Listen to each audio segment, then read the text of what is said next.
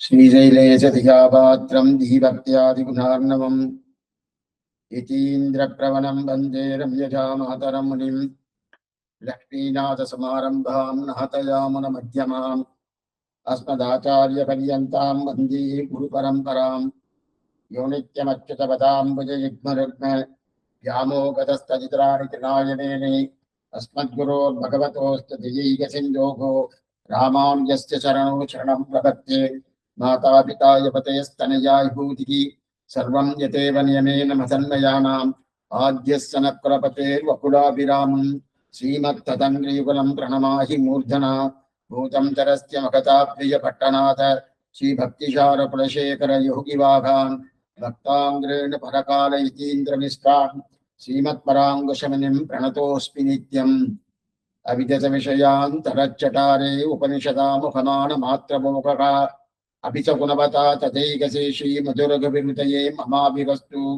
வேறொன்றும் நானறியேன் வேதம் தமிழ் செய்த மாறன் சடகோபன்வன் குருகூர் ஏரியங்கள் வாழ்வானின் நேத்தம் மதுரகவியார் எம்மையாழ்வார் அவரே அரண் பயனன்னாகிலும் பாங்கல்லராகிலும் செயல் நன்னாக திருத்திப் பணிகொள்வான் குயில் நின்னார் பொழில்சூ குருகூர் நம்பி முயல்கின்றேன் உந்தன் மொழிகழற்கண்பையே. சுவாமி மதுரகவியாழ்வார் நம்மாழ்வாரையே தெய்வமாக கொண்டார். தெவுமற்றறியேன் என்று தெரிவித்தார். அதிலே நாம் 10வது பாசுரத்தை அனுபவித்துக் கொண்டிருக்கிறோம். பயனன்றாகிலும் பாங்கலார் என்று தொடங்கக்கூடிய பாசுரம். அதாவது மதுரகவியாழ்வாரை நம்மாழ்வார் திருத்தினார். திருத்தினபடியாலே நம்மாழ்வாருக்கு ஏதாவது பயன் உண்டா? பயன் இருக்கிறதா தெரியலை. தெரிந்தின ஆழ்வார்க்கு ஏதும் பயனில்லை. நம்மாழ்வார்க்கு பயனில்லாத போதும் சரி சுவாமி, அவருக்கு பயன் இருக்க வேண்டாம்.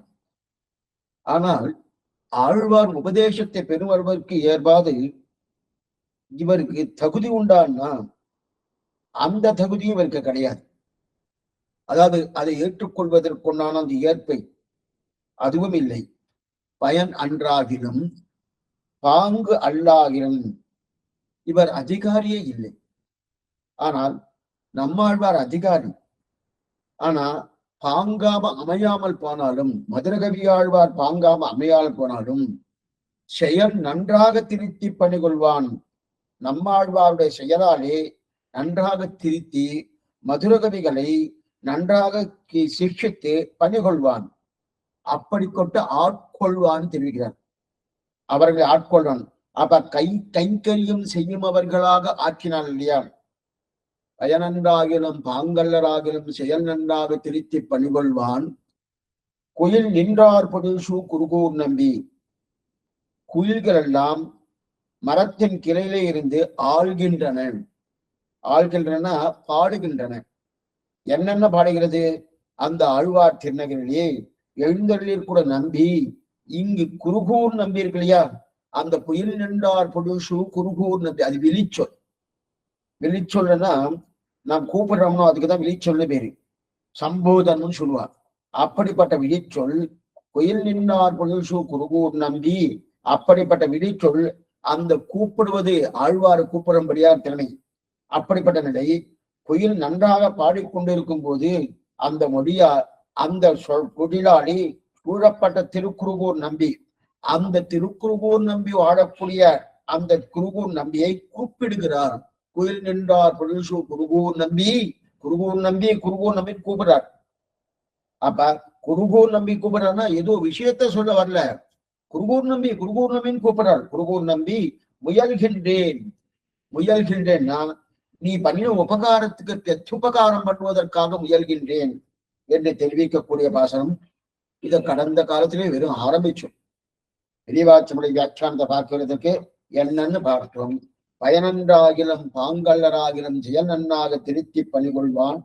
குயில் நின்றார் பொழில்சூ குருகூர் நம்பி முயல்கின்றேன் உந்தன் மொழிகழற்கண்பையேன்னு இதை நம்ம பார்த்தோம். இதுல அநேகமா அவதாரிகை நம்ம பார்த்தாச்சு.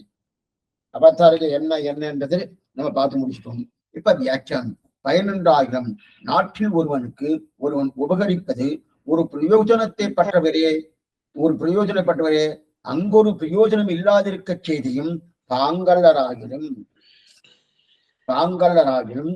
பக்கம் 205 பாங்கல்லராகிலும் பிரயோஜனம் இல்லாவிட்டால் சொல்கிற இதம் கேட்க உறுப்பாக கேட்குங்கு பாங்கால் இருக்கமாளிவரே அங்கரம் பாங்கன்றிக்கே இருந்தார்களே ஆகிரும் இப்படி இருப்பவர்கள் இதன் சொல்லுகை ஏத்துவெண்ணில் இவர்கள் அனர்த்தம் பொறுக்க மாட்டாமையிலே அப்படின்னு சொல்லுகிறார். பயனன்னாகிலும் பாங்கல்லராகிலும் செயல் நன்னாக திருத்தி பணிகொள்வான் தெரிவிக்கிறார் இல்லையா. இதுல நம்ம கடந்த காலட்சத்திலே நஞ்சியர் பராசர பட்டர் 2 பேரும் வார்த்தாலாபன் பார்த்துக்கோம். ஏன்னா நஞ்சியர் பெரிய தனிகர். அவரு பராசர பட்டரால் திருத்தப்பட்டு நேரா இங்க வந்துட்டார். மேல்கோட்டில இருந்து அங்கே ஸ்ரீரங்கத்துக்கு வந்துட்டார். அந்த சொத்தை பிரித்து தன்னுடைய ஆச்சாரியன் கொடுத்துட்டார். கொடுக்கறச்சே ஆச்சாரியனை பராசர பட்டர் கேட்கிறார், ஏதோ நம்ம சொத்தை கொடுத்தோம், அதனால நமக்கு பெரிய நிலை இருக்குன்னு நினைச்சுட்டு இருக்கிறார். நான் துவயத்தை கொடுத்துருக்கேன், அதுக்கு ஒதுக்கு சரியா போயிட்டு நினைக்கிறாலும் கேட்கிறேன். இல்ல சுவாமி, இந்த மாதிரி நினைக்கவே இல்லையே.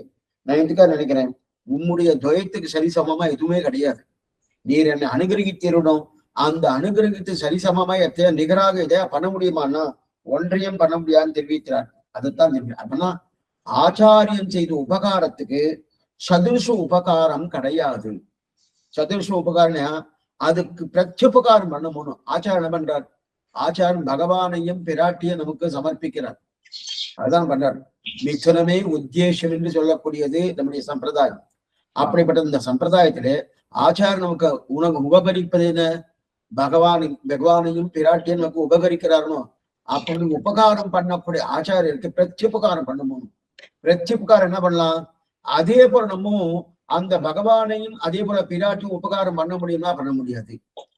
சரி சுவாமி, என்ன கொடுக்குறேனே, சிஷ்யனாக இருக்கட்டும், நான் என்ன கொடுக்குறேன்னா என்ன மட்டும்தான் கொடுக்க முடியும், வேற எதுவும் பண்ண முடியாது. அப்படி இருக்க இதைத்தான் அனுமானுக்கு தெரிவிக்கிறார் ராமன். இது கடந்த காலட்சத்தை பார்த்தோம். என்ன தெரிவிக்கிறார்னா, நீ பண்ண உபகாரம் திருஷ்டாஸ்வீதான்னு வந்து சேர்ந்தார்.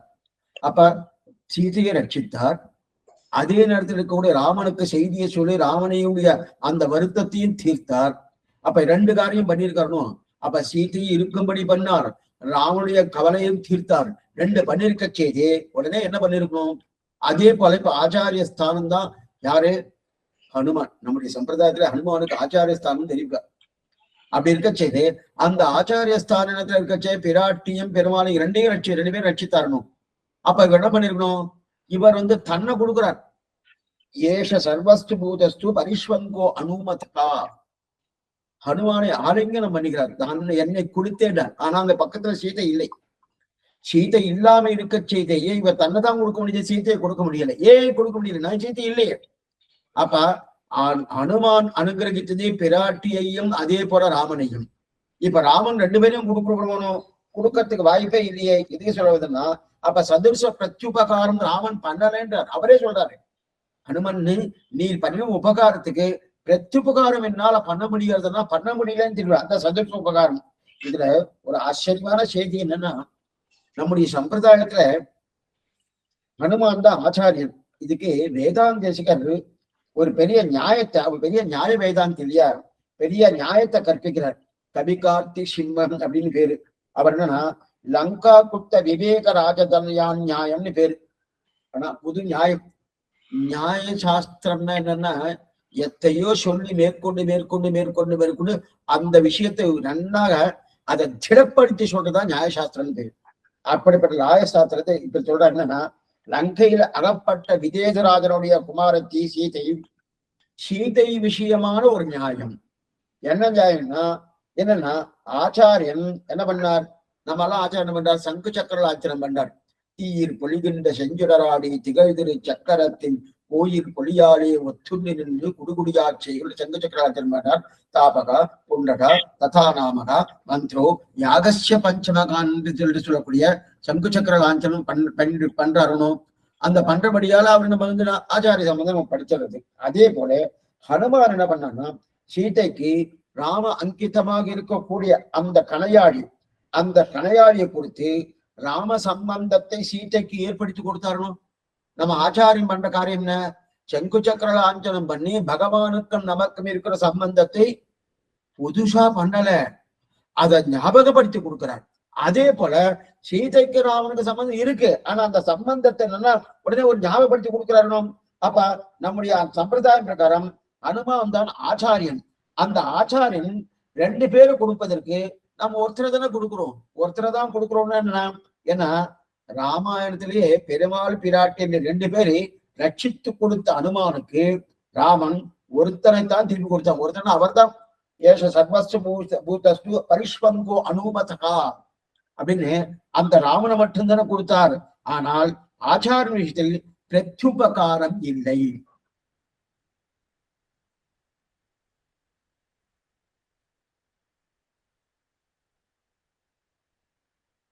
ஆச்சாரின் விஷயத்தில் பிரத்யுபகாரம் இல்லை.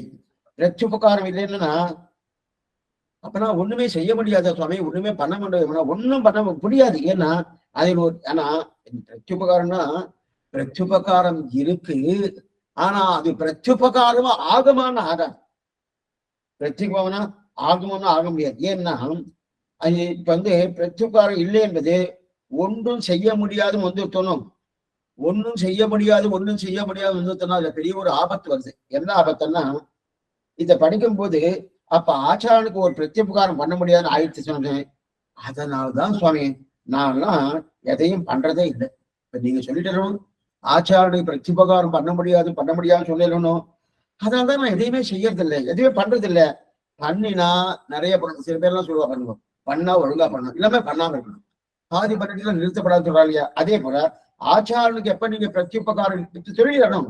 முயல்கின்றேன் அப்படின்னா பயனன்னாகினும் பாங்கல்லராகினும் செயல் நன்னாக திருச்சி பழிகொள்வான் குயில் நின்றார் பொதுஷு குருகூர் நம்பு முயல்கின்றேன் என்று ஆச்சாரன் பண்ணிய உபகாரத்துக்கு பிரத்யுபகாரம் இல்லை முயற்சிக்கிறேன்னா இப்ப முயற்சிக்கிறேன்னு அதுக்கு என்ன தெரியுமா அர்த்தம்? ஒண்ணுமில்லை ஒண்ணும் பண்ணலேன்னு அர்த்தம் இல்லை. நன்னா பண்ணி எத்தனை பண்ணாலும் ஆச்சாரியன் பண்ண உபகாரத்துக்கு பிரத்யுபகாரம் ஆகுமானா சதுர்சம் இல்லை. அதுக்கு சமமான உபகாரம் இதுவானா கிடையாது. அதான் சதுர்சம் இல்லை. ஏன்னா திரும்ப நம்ம பூர்வாச்சாரியர் தான் தெரிவிக்கிறார். என்னைக்குமே ஆச்சார விஷயத்துல எத்தனை பண்ணாலும் ஏது பண்ணாலும் பண்ணலையே இன்னும் பண்ணணுமே, இந்த எண்ணம் ஒவ்வொரு சிஷ்யனுக்கும் சாஸ்வதமா இருக்கணும். இங்க மட்டும் இல்ல, அங்க போனாலும் அதே நிலையில நம்ம திரும்ப பண்ணி இப்ப அத்தனையும் பண்ணணும். ஆனா இந்த ஸ்லோகமே எதிர்பார்த்துவது என்ன சொல்றது? இந்த ஸ்லோகமே என்ன, லங்காகுதி கோபனி வர்த்தம் நியாயம் நியாயம் நிறைய நியாயத்தெல்லாம் கட்டி தரணும். அந்த ஸ்லோகம் என்ன? இப்ப நான் ஸ்லோகத்தை படிக்கிறேன், ஒரே நிமிஷம்.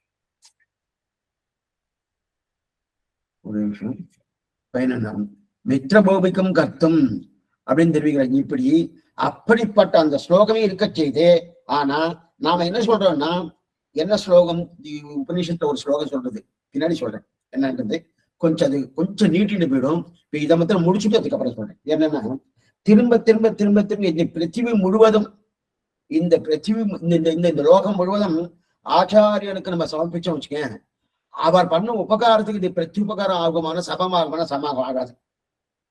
சமமாகாது. அப்ப மிச்சம் இல்லாம சமர்ப்பிக்கணும். சமர்ப்பித்து விட்டுட்டு சமம் ஆகலையேன்னு வருத்தப்படணும், வெட்கப்படணும்.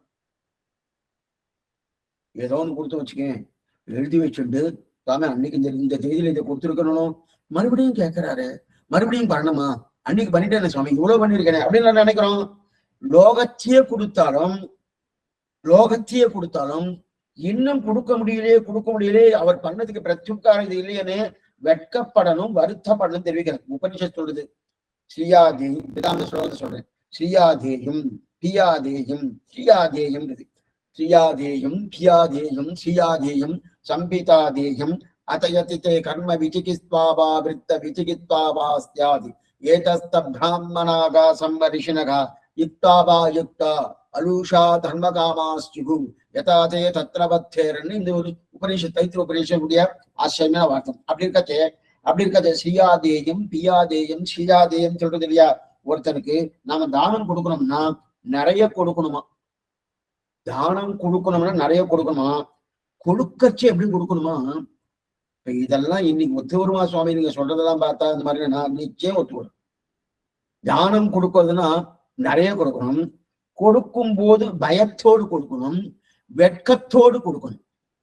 தானம் கொடுக்கும் போது பயத்தோடு கொடுக்கணும், நிறைய கொடுக்கணும், வெட்கத்தோடு கொடுக்கணும். ஏன்னா இப்பேற்பட்டவருக்கு நான் தானம் கொடுக்கிறேன் என்று இப்பேற்பட்டவர் உட்கார வைத்து நான் கொடுக்கிறவனே கொடுக்கும் போது நான் என்ன தப்பு பண்ணிடுவேனோ என்கிற பயத்தோடு இப்பேற்பட்டனுக்கு இது வெறும் அப்படின்னு கொடுத்து ₹1,00,000 வச்சுக்கணும். ₹1,00,000 கொடுத்தா கூட கொடுத்துட்டு அல்பமா கொடுத்துட்டு இருக்கேன், வெறும் அல்பமா கொடுத்துட்டு இருக்கேன் அப்படின்னு வெட்கத்தோடு கொடுக்கணுமா? சுவாமி நீங்க எந்த காலத்துல இருக்கீங்க, என்னமா இருக்கீங்க?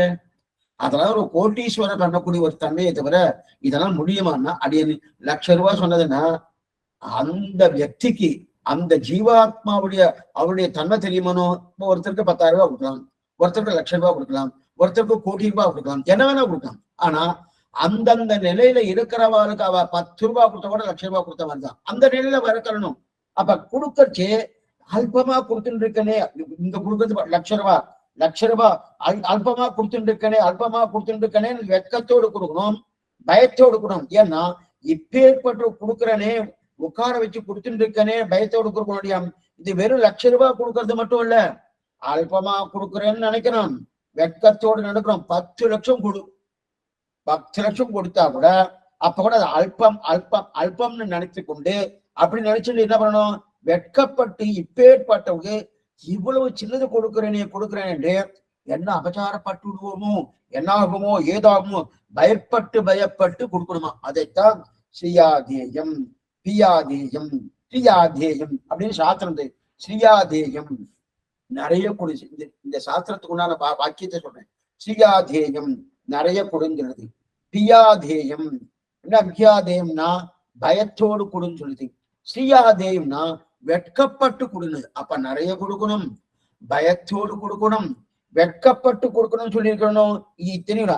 அப்ப ₹1,00,00,000 ஒரு ஆச்சாரம் கொடுத்தேன் சுவாமி, ₹1,00,00,000 ஒரு ஆச்சாரம் கொடுத்திருக்கேன்னா கொடுத்தவன உடனே என்ன பண்ணார்? என்ன சுவாமி ₹1,00,00,000 கொடுத்துருக்கேன், அதுக்கு மேல என்ன பண்ணா நாம வேணா இழுத்து ₹1,00,00,000 கொடுத்தேன் சுவாமி, ₹1,00,00,000 கொடுத்தேன் சுவாமி சொல்ற அவனுக்கா இவ்வளவு கொடுத்தேன் சுவாமி அப்படின்னு இழுத்து சொல்ற மனம். அப்ப இழுத்து சொல்றனா ஆனா அவர் ₹2,00,00,000 கொடுத்திருக்காரு. அது என்ன சுவாமி ஆச்சாரம் ₹2,00,00,000 பூர்வவார்த்தம் உத்தரார்த்தம்.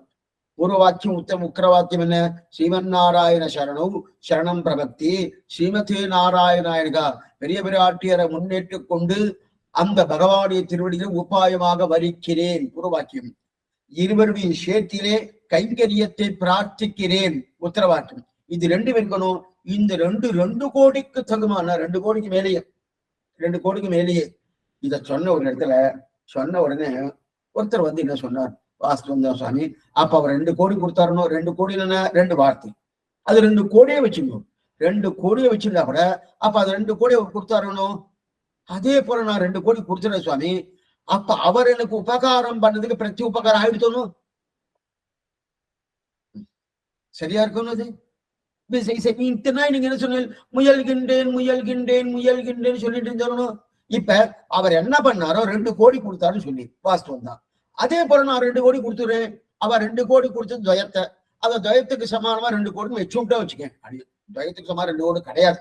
இருந்தாலும் என்ன 2 வரி 2 நிலையில உத்தரவாக்கியம் பூர்வவாக்கியம் வச்சுட்டா கூட 2 கோடி கொடுத்தா கூட அதே போல நான் 2 கோடி ஆனந்தமா கொடுக்குறேன்னா அப்ப அவரை பண்ணதுக்கு பிரத்யுபகாரம் வந்துடுத்துன்னு சொல்லாமான்னா இல்லேன்ட்டார் நம்ம பூர்வாச்சாரி. எத்தனை பண்ணாலும் இல்லைன்னு. அப்ப என்ன சுவாமி இது 2 கோடி இல்லைன்னா இது உடனே போயிடும். இந்த 2 கோடி பணம் என்றது காணாம போயிடும். அது இங்க இருந்தாலும் அந்த 2 கோடி ஸ்ரீமன் நாராயண சரணோசரணம் பிரபக்தி ஸ்ரீமதே நாராயண இங்கு இருக்கும்போது கூடவே இருந்து நமக்கு கைங்கரியத்தை பிரார்த்தித்து கைங்கரியத்தை மேலும் பெருகுவதற்குண்டான தன்மை ஏற்படுத்தி கொடுத்துட்டே இருக்கும். அங்கு போனாலும் எங்கு சீவை குண்டம் போனாலும் நச்சபனராவர்த்ததே அனுபவதறித பிரீத்திகாரித கைங்கரியம் அங்க பண்ணும் போதும் மேற்கொண்டு அவருடைய பிரீத்தி உந்த கைங்கரியத்தை உந்தி கொண்டு பண்ணும்படியான தன்மை இது கொடுக்கறது எப்போ சாஸ்வதமா இருக்கு. இது இந்த 2 கோடி வந்த வேகத்திலே காணாம போயிடும்.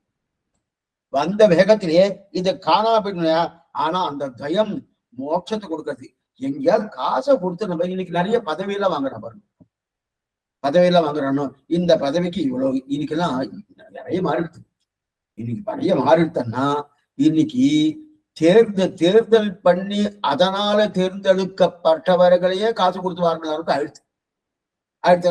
அதே போல நான் ஒரு காசு வச்சுருக்கேன் சுவாமி, சீவை கூட கிடைக்குமா? எல்லாம் அபிப்பிராயமா இருக்கு சுவாமி. அந்த மாதிரி இருந்தா நல்லா இருக்கும் சுவாமி. அப்பனா என்ன ஆகணும்னா உருப்படாம போயிடும். வேற எதுவுமே உருப்படாம. இதுக்கு சொல்ல வந்தேன்னா அந்த மாதிரி பண்ண முடியும். எதுக்கு சொல்ல வந்தேன்னா அப்ப துவயம் மோட்சத்தை கொடுக்க இல்லையா? அப்ப மோட்சம் அங்கு சென்றாலும் காரியகரம். துவயம் இங்க மட்டும் இல்ல, இங்க அவருடைய திருவடியை பத்து அங்க அப்ப ஆச்சாரனுக்கு நிரம்ப செய்யணும். எத்தனை செய்தாலும் நாம் செய்தோம் என்கிற எண்ணமே நமக்கு கூடாது. அப்பனா என்ன சுவாமி? அப்படின்னா நான் செஞ்சுட்டே இருக்கேன். அப்பனா நம்முடைய நிலை என்னன்னா, நான் தரித்திரனா இருக்கேன்ற நிலை எப்பவுமே இருந்துட்டு. தரித்திரனா காசு பணம் இல்லேன்னு அர்த்தம் இல்ல. எத்தனை பண்ணாலும் அவர் பண்ண உபகாரத்துக்கு பிரத்யுபகாரம் பண்ண முடியலையே அந்த நிலையோடு இருந்துட்டே இருக்கணும். அதைத்தான் தரித்திரனா இருக்கக்கூடிய தன்மையை தெரிவிக்கிறா இல்லையா? அப்படி நான் இருந்து நான் பண்ணா அதைத்தான் இதை வியாக்கியானம், ஆச்சரியமான வியாக்கியானம். ஆக பயன் என்றாகும் நாட்டில் ஒருவனுக்கு உபகரிப்பது ஒரு பிரயோஜனத்தை பற்றவிலே அங்கனொரு பிரயோஜனம் இல்லாதிருக்க செய்தியும் பாங்கலராகிலும் தெரிவிக்கிறார். இப்ப ஒருத்தருக்கு நாட்டில் உதவி செய்யறதுனால அவருக்கு ஏதோ பிரயோஜனம் கிடைக்க உண்டுதானே? ஆசிரியர் பெரியவாச்சனம் எடுக்கிறார். யாருக்கும் ஒருத்தர் ஏதோ ஒரு உதவி பண்ணா அவர் பிரத்யுபகாரம் பண்ணுவார் சுவாமி. நான் இப்ப பண்ணி வச்சேன்னா என்னைக்காவது நமக்கு உதவும். இதெல்லாம் நிறைய பேர் பண்ணுவோம். ஏன்னா இன்னைக்கு பண்ணி இன்னைக்கு போட்டு வைப்போம், என்னைக்காவது நமக்கு உதவும். இன்னைக்கு அநேகமா இன்னைக்கு பேங்க்ல போடுறதெல்லாம் அதுதான். இன்னைக்கு போட்டு வச்சா குழந்தைக்கு 16 வயசு 20 வயசு ஆயிடுச்சுன்னா அது ஏதோ 2 மடங்கு ஆறுது 3 மடங்கு ஆறுது அப்படின்னு கொடுக்குறா பாருங்க. அந்த மாதிரி வந்துடுறதுனும் அதே போல அப்ப ஒரு பிரத்யுபகாரம் எதிர்பார்த்துன்னா பண்ணிருக்கா, ஏதோ பிரயோஜனம் கிடைக்க முடியுதானே பண்ணிருக்கா. இப்ப மதுரை கவிகளை திருத்தினோம்னா நம்மாழ்வார்க்கு என்ன பிரயோஜனம்? மதுரை திருத்தரானோ நம்மாழ்வார்க்கு என்ன பிரயோஜனம்னா பயனன்றாகிலும் பாங்கல்லர் ஆகினும்.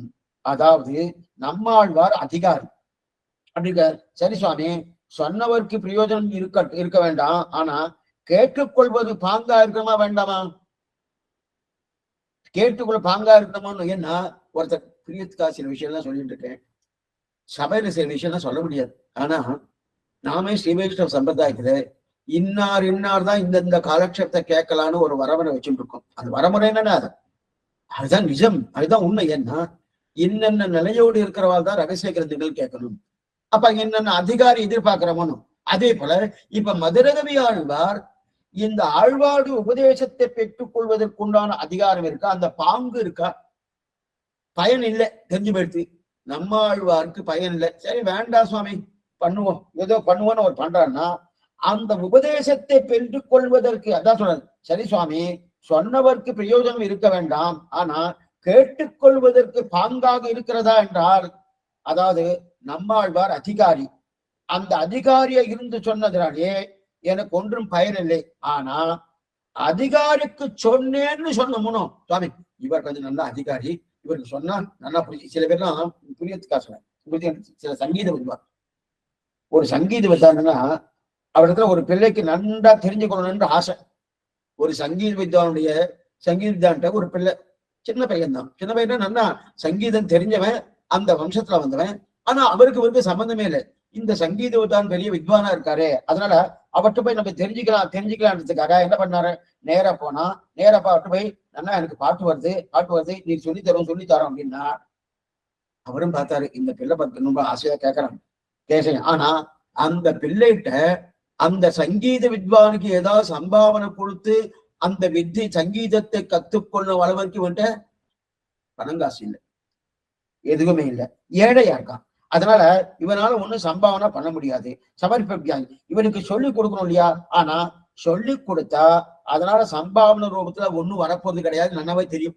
இந்த சங்கீத வித்வானுக்கு அது ஒண்ணும் வராது சுவாமி. சில பேர் ஒண்ணும் தேராது சுவாமி, அங்க போனா ஒண்ணுமே தேராது அந்த மாதிரி உடப்புறம்னு கேட்டான். ஆனா கேட்டுக்கொண்டவருக்கு நல்ல அதிகாரிக்கு கொடுத்தோம்.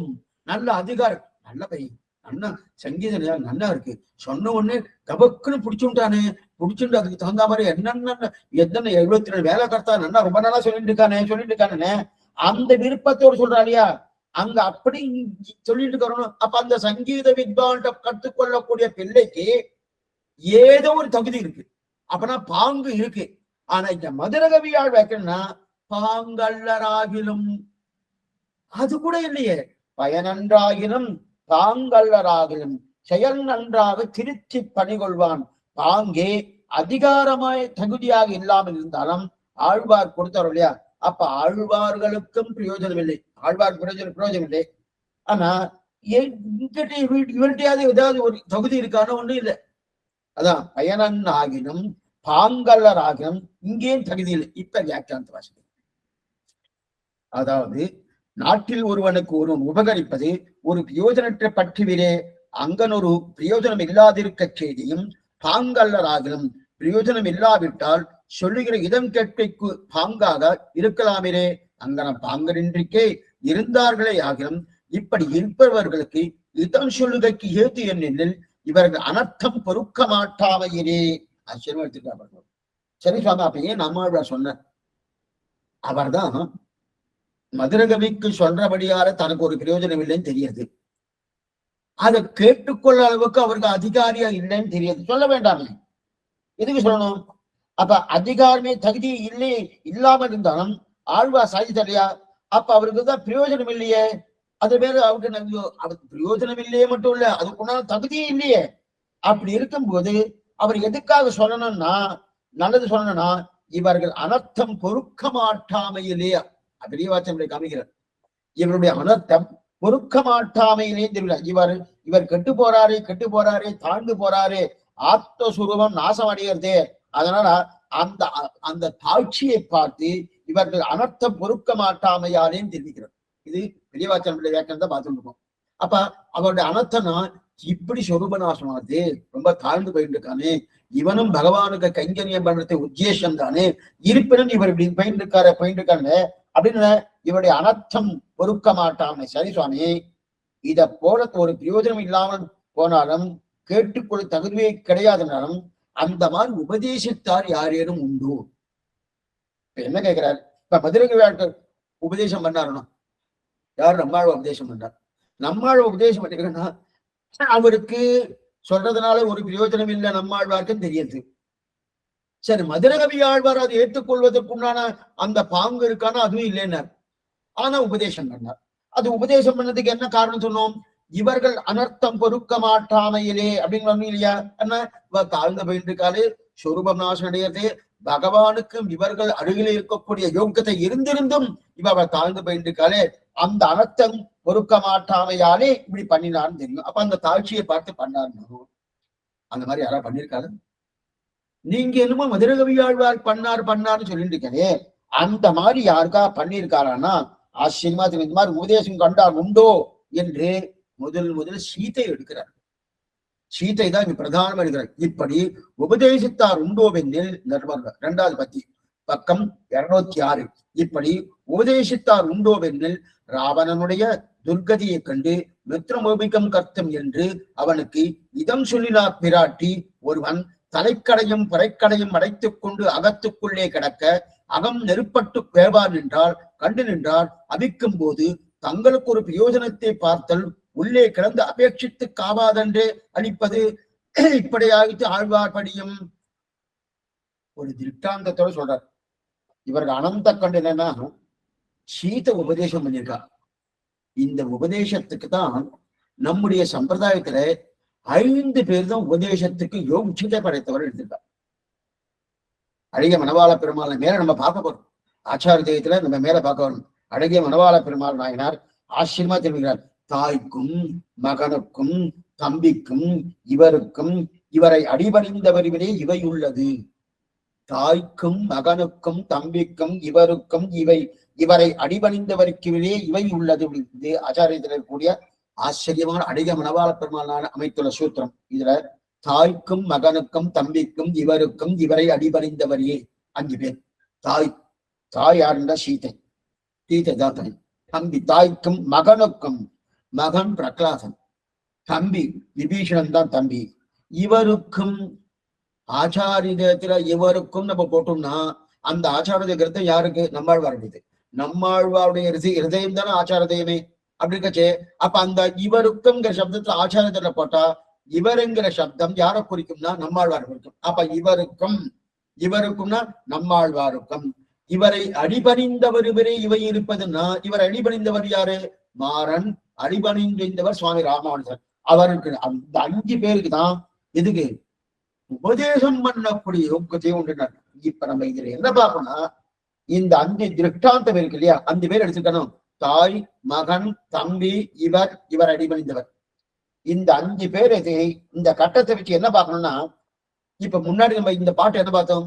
பயனன்றாகினும் பாங்கல்லராகினும் பார்த்தோம்னா அப்ப பயன் எதுவும் கிடையாது. நம்மாழ்வார்க்கு மதுரகவியாழ்வார்க்கு உபதேசம் பண்ணும்படியான தன்மையிலே அவருக்கு ஒரு பிரயோஜனம் கிடையாது. அப்ப பயன் இல்லை. பாங்கல்லராகினா அந்த மதுரகவியாழ்வார் நம்மாழ்வார் உபதேசத்தை பெற்றும் கொள்ளும் அளவிற்கு அவருக்கு யோகியதை இருக்கா? அதுக்குண்டான அவருக்கு அதிகாரியானா அந்த அதிகாரியும் இல்லையனோ. இப்ப இந்த 2 வச்சு இதுல பார்க்கணும். இப்ப தாய் உபதேசம் பண்ணிருக்கா, அப்ப ஏதாவது பயனை எதிர்பார்த்து உபதேசம் பண்ணியிருக்காளா? இல்ல அந்த உபதேசத்தை கேட்பவர்களாக இருக்கக்கூடிய ராவணனுக்கு அந்த உபதேசத்தை பெற்றுக் கொள்ளக்கூடிய தகுதி அதுக்குண்டான அதிகாரியானா அது கிடையாது. தாய் யாருக்கு பண்ணா? ராவனுக்கு உபதேசம் பண்ணணும். என்னமா உபதேசம் பண்ணான்னா ஆச்சரியமா தெரிவிக்கிற பாருங்க. நீ ஒண்ணுமே இல்லை, இந்த மாதிரி இதுன்றிருக்கியே பண்ணின்றிருக்கியே மித்திர பூமிக்கம் கட்டும் ராவணனுக்கு சீந்து உபதேசிக்கிறா. என்ன உபதேசிக்கிறா? ராவணா, நீ கோரமான வதத்தை விரும்ப மாட்டாய்ன்னு நினைக்கிறேன். நீ ரொம்ப கோரமாக நீ உன்னுடைய பிராணம் போறது, அந்த மாதிரி நீ விரும்ப மாட்டேன்னு நினைக்கிறேன். அதுக்கு நான் என்ன பண்ணணும் அப்படின்னு நீ நினைக்கிறேன்னா ராவணன்ட்டு கிட்ட மித்ரன்னு நீ இப்படி அதான் மித்ர பௌமிகம் ஸ்கர்த்தும் ராமகா. அப்பனா மித்ர பௌமிகம் அப்படின்னா ராவணன் நண்பன்னு நினைச்சுக்கோ. பார்க்க தாசன்னு சொல்லணும். நீ தாசனா ராமன் திருவிழா விழின்னு சொல்லிருக்கணும். புகழொன்று இல்ல அடியேன் உன் அடிக்கீழ வந்து இது பெரிய விசாரம். ஏன் ஸ்ரீ பிராட்டி தாசன்னு சொல்லலைன்னா பின்னாடி ராமன் கேட்பானோ. என்ன கேட்பான்னா, என்ன சீத்தை இந்த மாதிரி பண்ணிட்டு உனக்கு ராஜநீதி தெரியாதா? ராவணன் ஒரு ராஜா இல்லையா? ராஜா நானும் ஒரு ராஜா, அவனும் ஒரு ராஜா. அவன் என் கால விழுந்த நியாயமா? அது ராஜ தர்மமா? ராஜ நீதியா? இது கூட உனக்கு தெரியாத நாளை கேட்பானோ. அதனால நண்பனாக ஏற்றுக்கொள். மித்திர பௌமிகம் கட்டும். நீ நண்பனாக ஏற்றுக்கொள்ள ராவணனுக்கு உபதேசம் பண்ணணும்.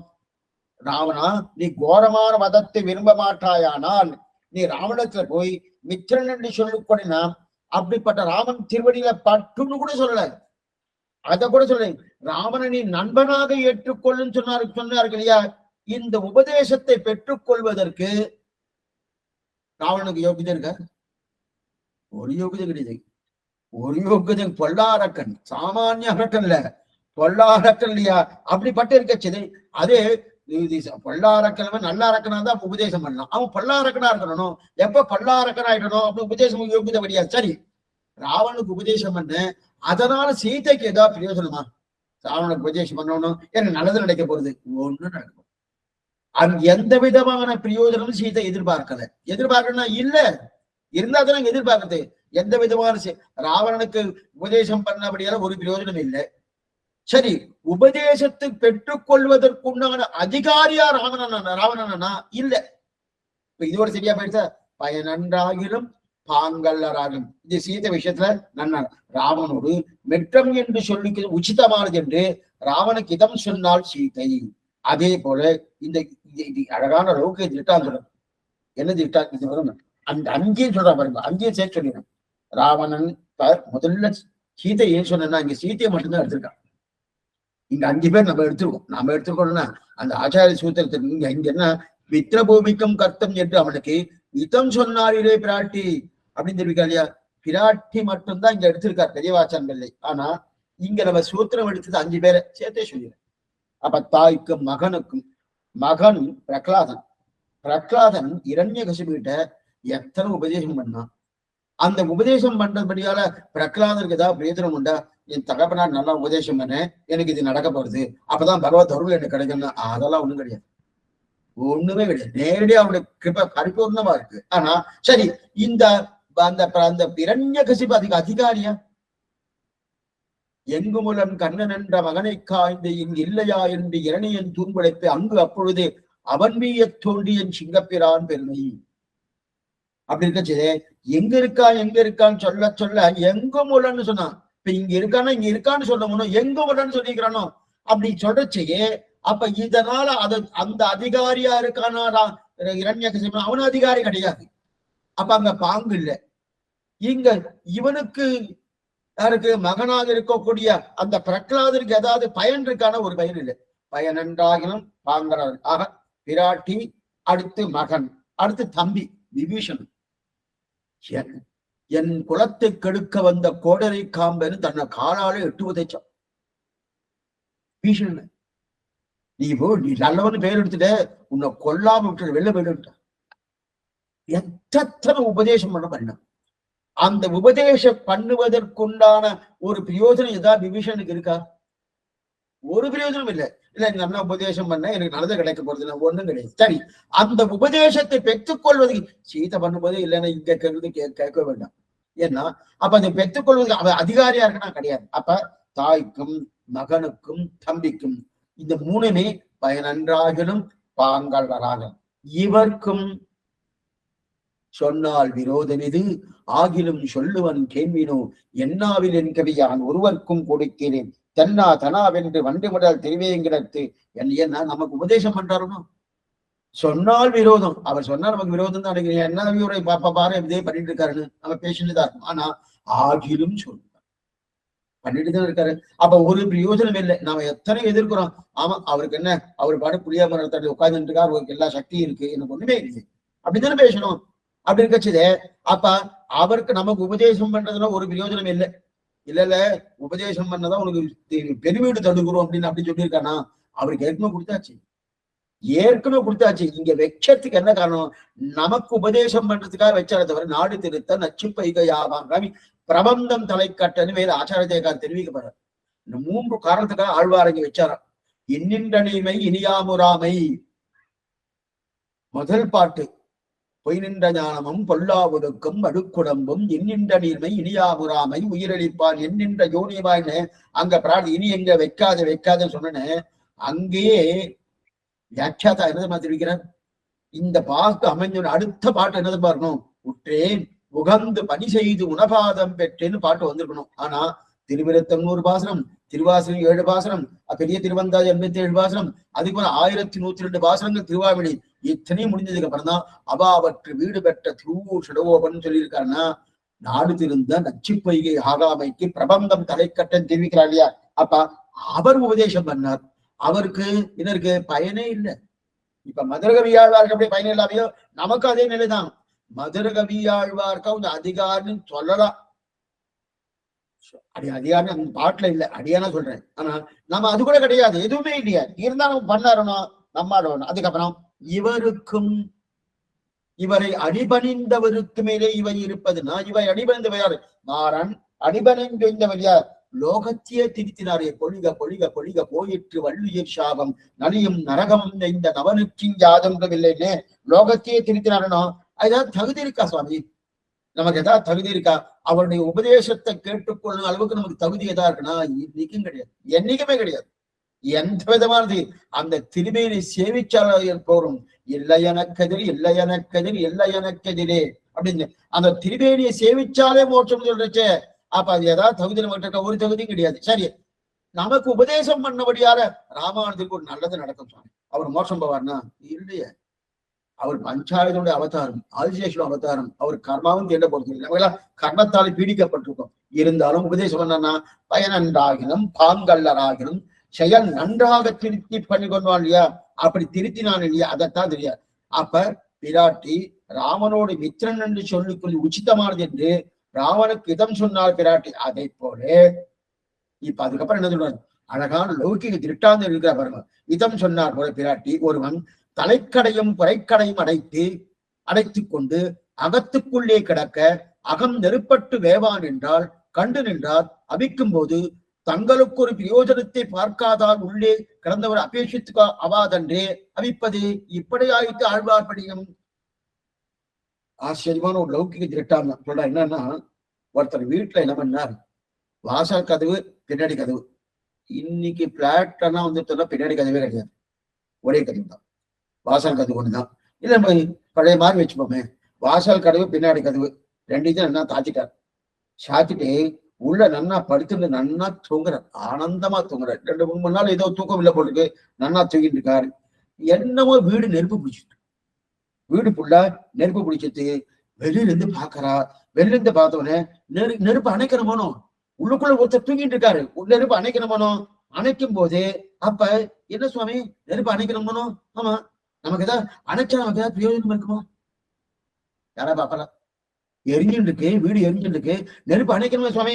அணைச்சா நமக்கு ஏதாவது பிரயோஜனம் இருக்கா? இந்த நெருப்பை அணைப்பினால் நமக்கு என்ன லாபம் அப்படின்னு. சரி, நமக்கு ஒரு லாபம் வேண்டாம். சரி, நமக்கு என்ன லாபம் வேண்டாம். சரி, முதல்ல தூங்கிட்டு இருக்காருனோ, தூங்கிட்டு அவர் எழுந்து என்ன பண்ணணும்? நெருப்பு அணைங்கோ, நெருப்பு அணைங்கோன்னு அவர் கேட்கட்டும். கேட்டதுக்கு அப்புறம் நம்ம அணைக்கலாமே அப்படின்னா, அவர் எழுந்தாதான் சுவாமி கேட்கறதுக்கு. அவர் எழுந்தாமே அப்படியே கிளம்பி போறாரு. அவர் கிளம்பி போறாரு. நெருப்பு இருந்து நின்றுட்டு அவர் எங்க கேட்கறதுக்கு? கிளம்பி போயிட்டு இருக்காரணும். எப்படி கேட்க? அவரை பிரார்த்திக்க போறாரு இல்லை இல்லையா? அப்ப இந்த அப்ப அவர்கிட்ட தகுதி இருக்கா சுவாமி அப்படின்னு என்ன அர்த்தம்? அவர் பிரார்த்திக்கணுமே பிரார்த்திக்கணுமே, பிரார்த்தித்தாதான் நான் நெருப்பு அடிக்கிறதுக்கு. அவர்கிட்டையும் தகுதி எதிர்பார்க்க மாட்டார். சரி சுவாமி, மேற்கொண்டு இந்த நெருப்பை அடிப்பதனால் எனக்கு என்ன பிரயோஜனம் அப்படின்னு பாப்பாரனா? அதையும் பார்க்க மாட்டேன் இல்லையா? ஏன் இதெல்லாம்? ஆனால் அந்த நெருப்பை அடிப்பதற்குண்டான அந்த செயலில் ஈடுபடுறானோ, நன்ன முயற்சி பண்றானோ. ஏன்னா அவன் ஏன் இதனால பண்றான்னா, அவன் அடிய போயிடானே, அவன் போறானேங்கிற ஒரு நிலையோடு பண்றானோ. அதே போற நம்ம இந்த திருட்டாந்தம் ரொம்ப ஆச்சரியமான பெரியவாச்சாரம் எடுத்த திருட்டாந்தம். அதனாலதான் திருட்டாந்தம் அண்ணா அவ பெரியவா என்ன சொல்லியிருக்காளோ அதே சொல்லிட்டோம்னா எந்த காலத்துல அது அப்படி நிற்கும். எந்த காலத்துல நிற்கும். இப்ப உள்ளுக்குள்ள எரிஞ்சுட்டு இருக்கனா இவரு என்ன சுவாமியே அவர் பிரார்த்திக்கட்டும், அப்ப நான் காப்பாத்துறேன். இல்ல சுவாமி, எனக்கு ஏதாவது பிரயோஜனம் இருக்கா? நான் காப்பாத்துறேன், எனக்கு என்ன பிரயோஜனம்? ரெண்டையுமே பார்க்க மாட்டான். அவனை ரட்சிக்கணும் பாக்குறா இல்லையா? அதே போல நம்மாடம் பர அனர்த்தம் கண்டு அவ என்ன பண்ணா? பர அனர்த்தம். ஓ, இந்த பிராணம் போறது, இந்த மனுஷனுக்கு போறது எப்ப பர அனர்த்தம் கண்டு பொறுக்க மாட்டாமல் உபதேசிக்கிறார். அதுதான் அப்ப பயனன்றாகினும் பாங்கல்லராகினும் செயல் நன்றாக திருத்தி பண்ணிக்கொள்வார். அடுத்த பாங்கராக பார்த்துக்கணும். செயல் நன்றாக, செயல் திருத்தினா தனக்கு ஒரு பிரயோஜனம் இல்லை, இது பயனன்றாகிறோம். எனக்கு உனக்கு தகுதி இல்லை, பாங்கல்லராகிறோம். இப்ப ஒரு கேள்வி, என்ன கேள்வினா, சரி சுவாமி, அவருக்கும் பாங்கு இல்லை, இவருக்கும் பிரயோஜனம் இல்லை, ஆனா உஜ்ஜீவனம் வந்துட்டே சுவாமி, எப்படி? அவருக்கும் அதுல விருப்பம் இல்லை. யாருக்கு? மதுரகவியாவுக்கு அதுல விருப்பம் இல்லை. இப்படி வச்சுப்போம். இந்த திட்டாந்தம் பார்த்தோம்னா, இப்ப படுத்து தூங்குறவாள் ஒண்ணு பிரார்த்திக்கவே இல்லையே, நெருப்பு அணைங்கன்னு பிரார்த்திக்கல, விருப்பம் இல்லை. வெளியில இருக்கிறவாளுக்கு எந்த பிரயோஜனம் இல்லைன்னு வச்சுக்கேன் அப்படின்னு சும்மா பேச்சு கச்சோம், பிரயோஜனம்னா.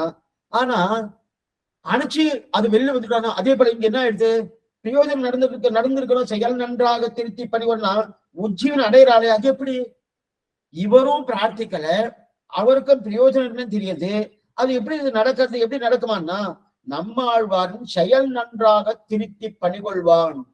அவருடைய செயல் நன்னா இருந்ததுனால் எப்படின்னா, பண்ணுகிறவன் திருத்தி ஆழ்வார் திருவடிகள் அன்பே கைங்கரியம் என்கிற அளவுக்கு வந்துட்டான். ஆழ்வார் திருத்தினது எப்படி திருத்திருக்கான்னா, அந்த திருத்தம் எப்படி இருக்குன்னா, ஆழ்வார் திருவடியை தவிர மற்றொரு இடத்துல அன்பு கிடையாது, ஆழ்வார் திருவடியை தவிர மற்றொரு இடத்துல கைங்கரியம் கிடையாது என்கிற அளவுக்கு திருத்தியிருக்கார். எந்த அளவுக்கு திருத்திருக்கான்னா, ஆக நம்ம ஆழ்வாரின் செயல் எப்படி இருக்கு? அவர் செயல் என்ன? செயல் நன்றாக திருத்தி, அவருடைய உபதேசமான செயல், அந்த செயல் என்னன்னா நன்றாக. அப்படின்னா திருத்தப்பட்டவரின் செயல் நன்றாக, செயல் நன்றாக, நம்மாழ்வாரின் செயல் நன்றாக, அல்லது திருத்தப்பட்டவரின் செயல் நன்றாக, ரெண்டுமே சொல்லலாம். அப்பனா இவர் உபதேசம் பண்ண இவருடைய செயல் நன்னா இருந்தது ஒரு அர்த்தம். சுவாமி, இவர் உபதேசம் பண்ண அவர் திருத்தினாருனோ, அவர் திருத்தி இருக்காருனோ, அதுவும் சொல்றோம். அதான் செயல் நன்றாக திருத்தி பண்ணுவனா நம்மாழ்வாருடைய செயல் நன்றாக, இது ஒரு அர்த்தம். அல்லது திருத்தப்பட்டவரின் செயல் நன்றாக, ரெண்டுமே சொல்லலாம். இப்ப இதுல எதை முதல்ல பார்க்கணும்னா, அப்பனா ஒன்றில் பிரயோஜனம் இல்லாம இருந்தா ஒருத்தன் அவனை திருத்தி கைங்கரியம் பண்ண போகிறேன் என்று 11 பாதம் பாடினார் இல்லையா? ஏன்னா இவர் திருத்தினார். ஆழ்வார் நம்மாழ்வார் மதுரகவியார் திருத்தினார். திருந்தின உடனே கண்ணினம் செலுத்தாமை என்று சொல்லக்கூடிய 11 பாசுரம் பாடும்படி ஆக்கினதே நம்மாழ்வார் தானே. அப்ப இதுல என்ன தெரியாது?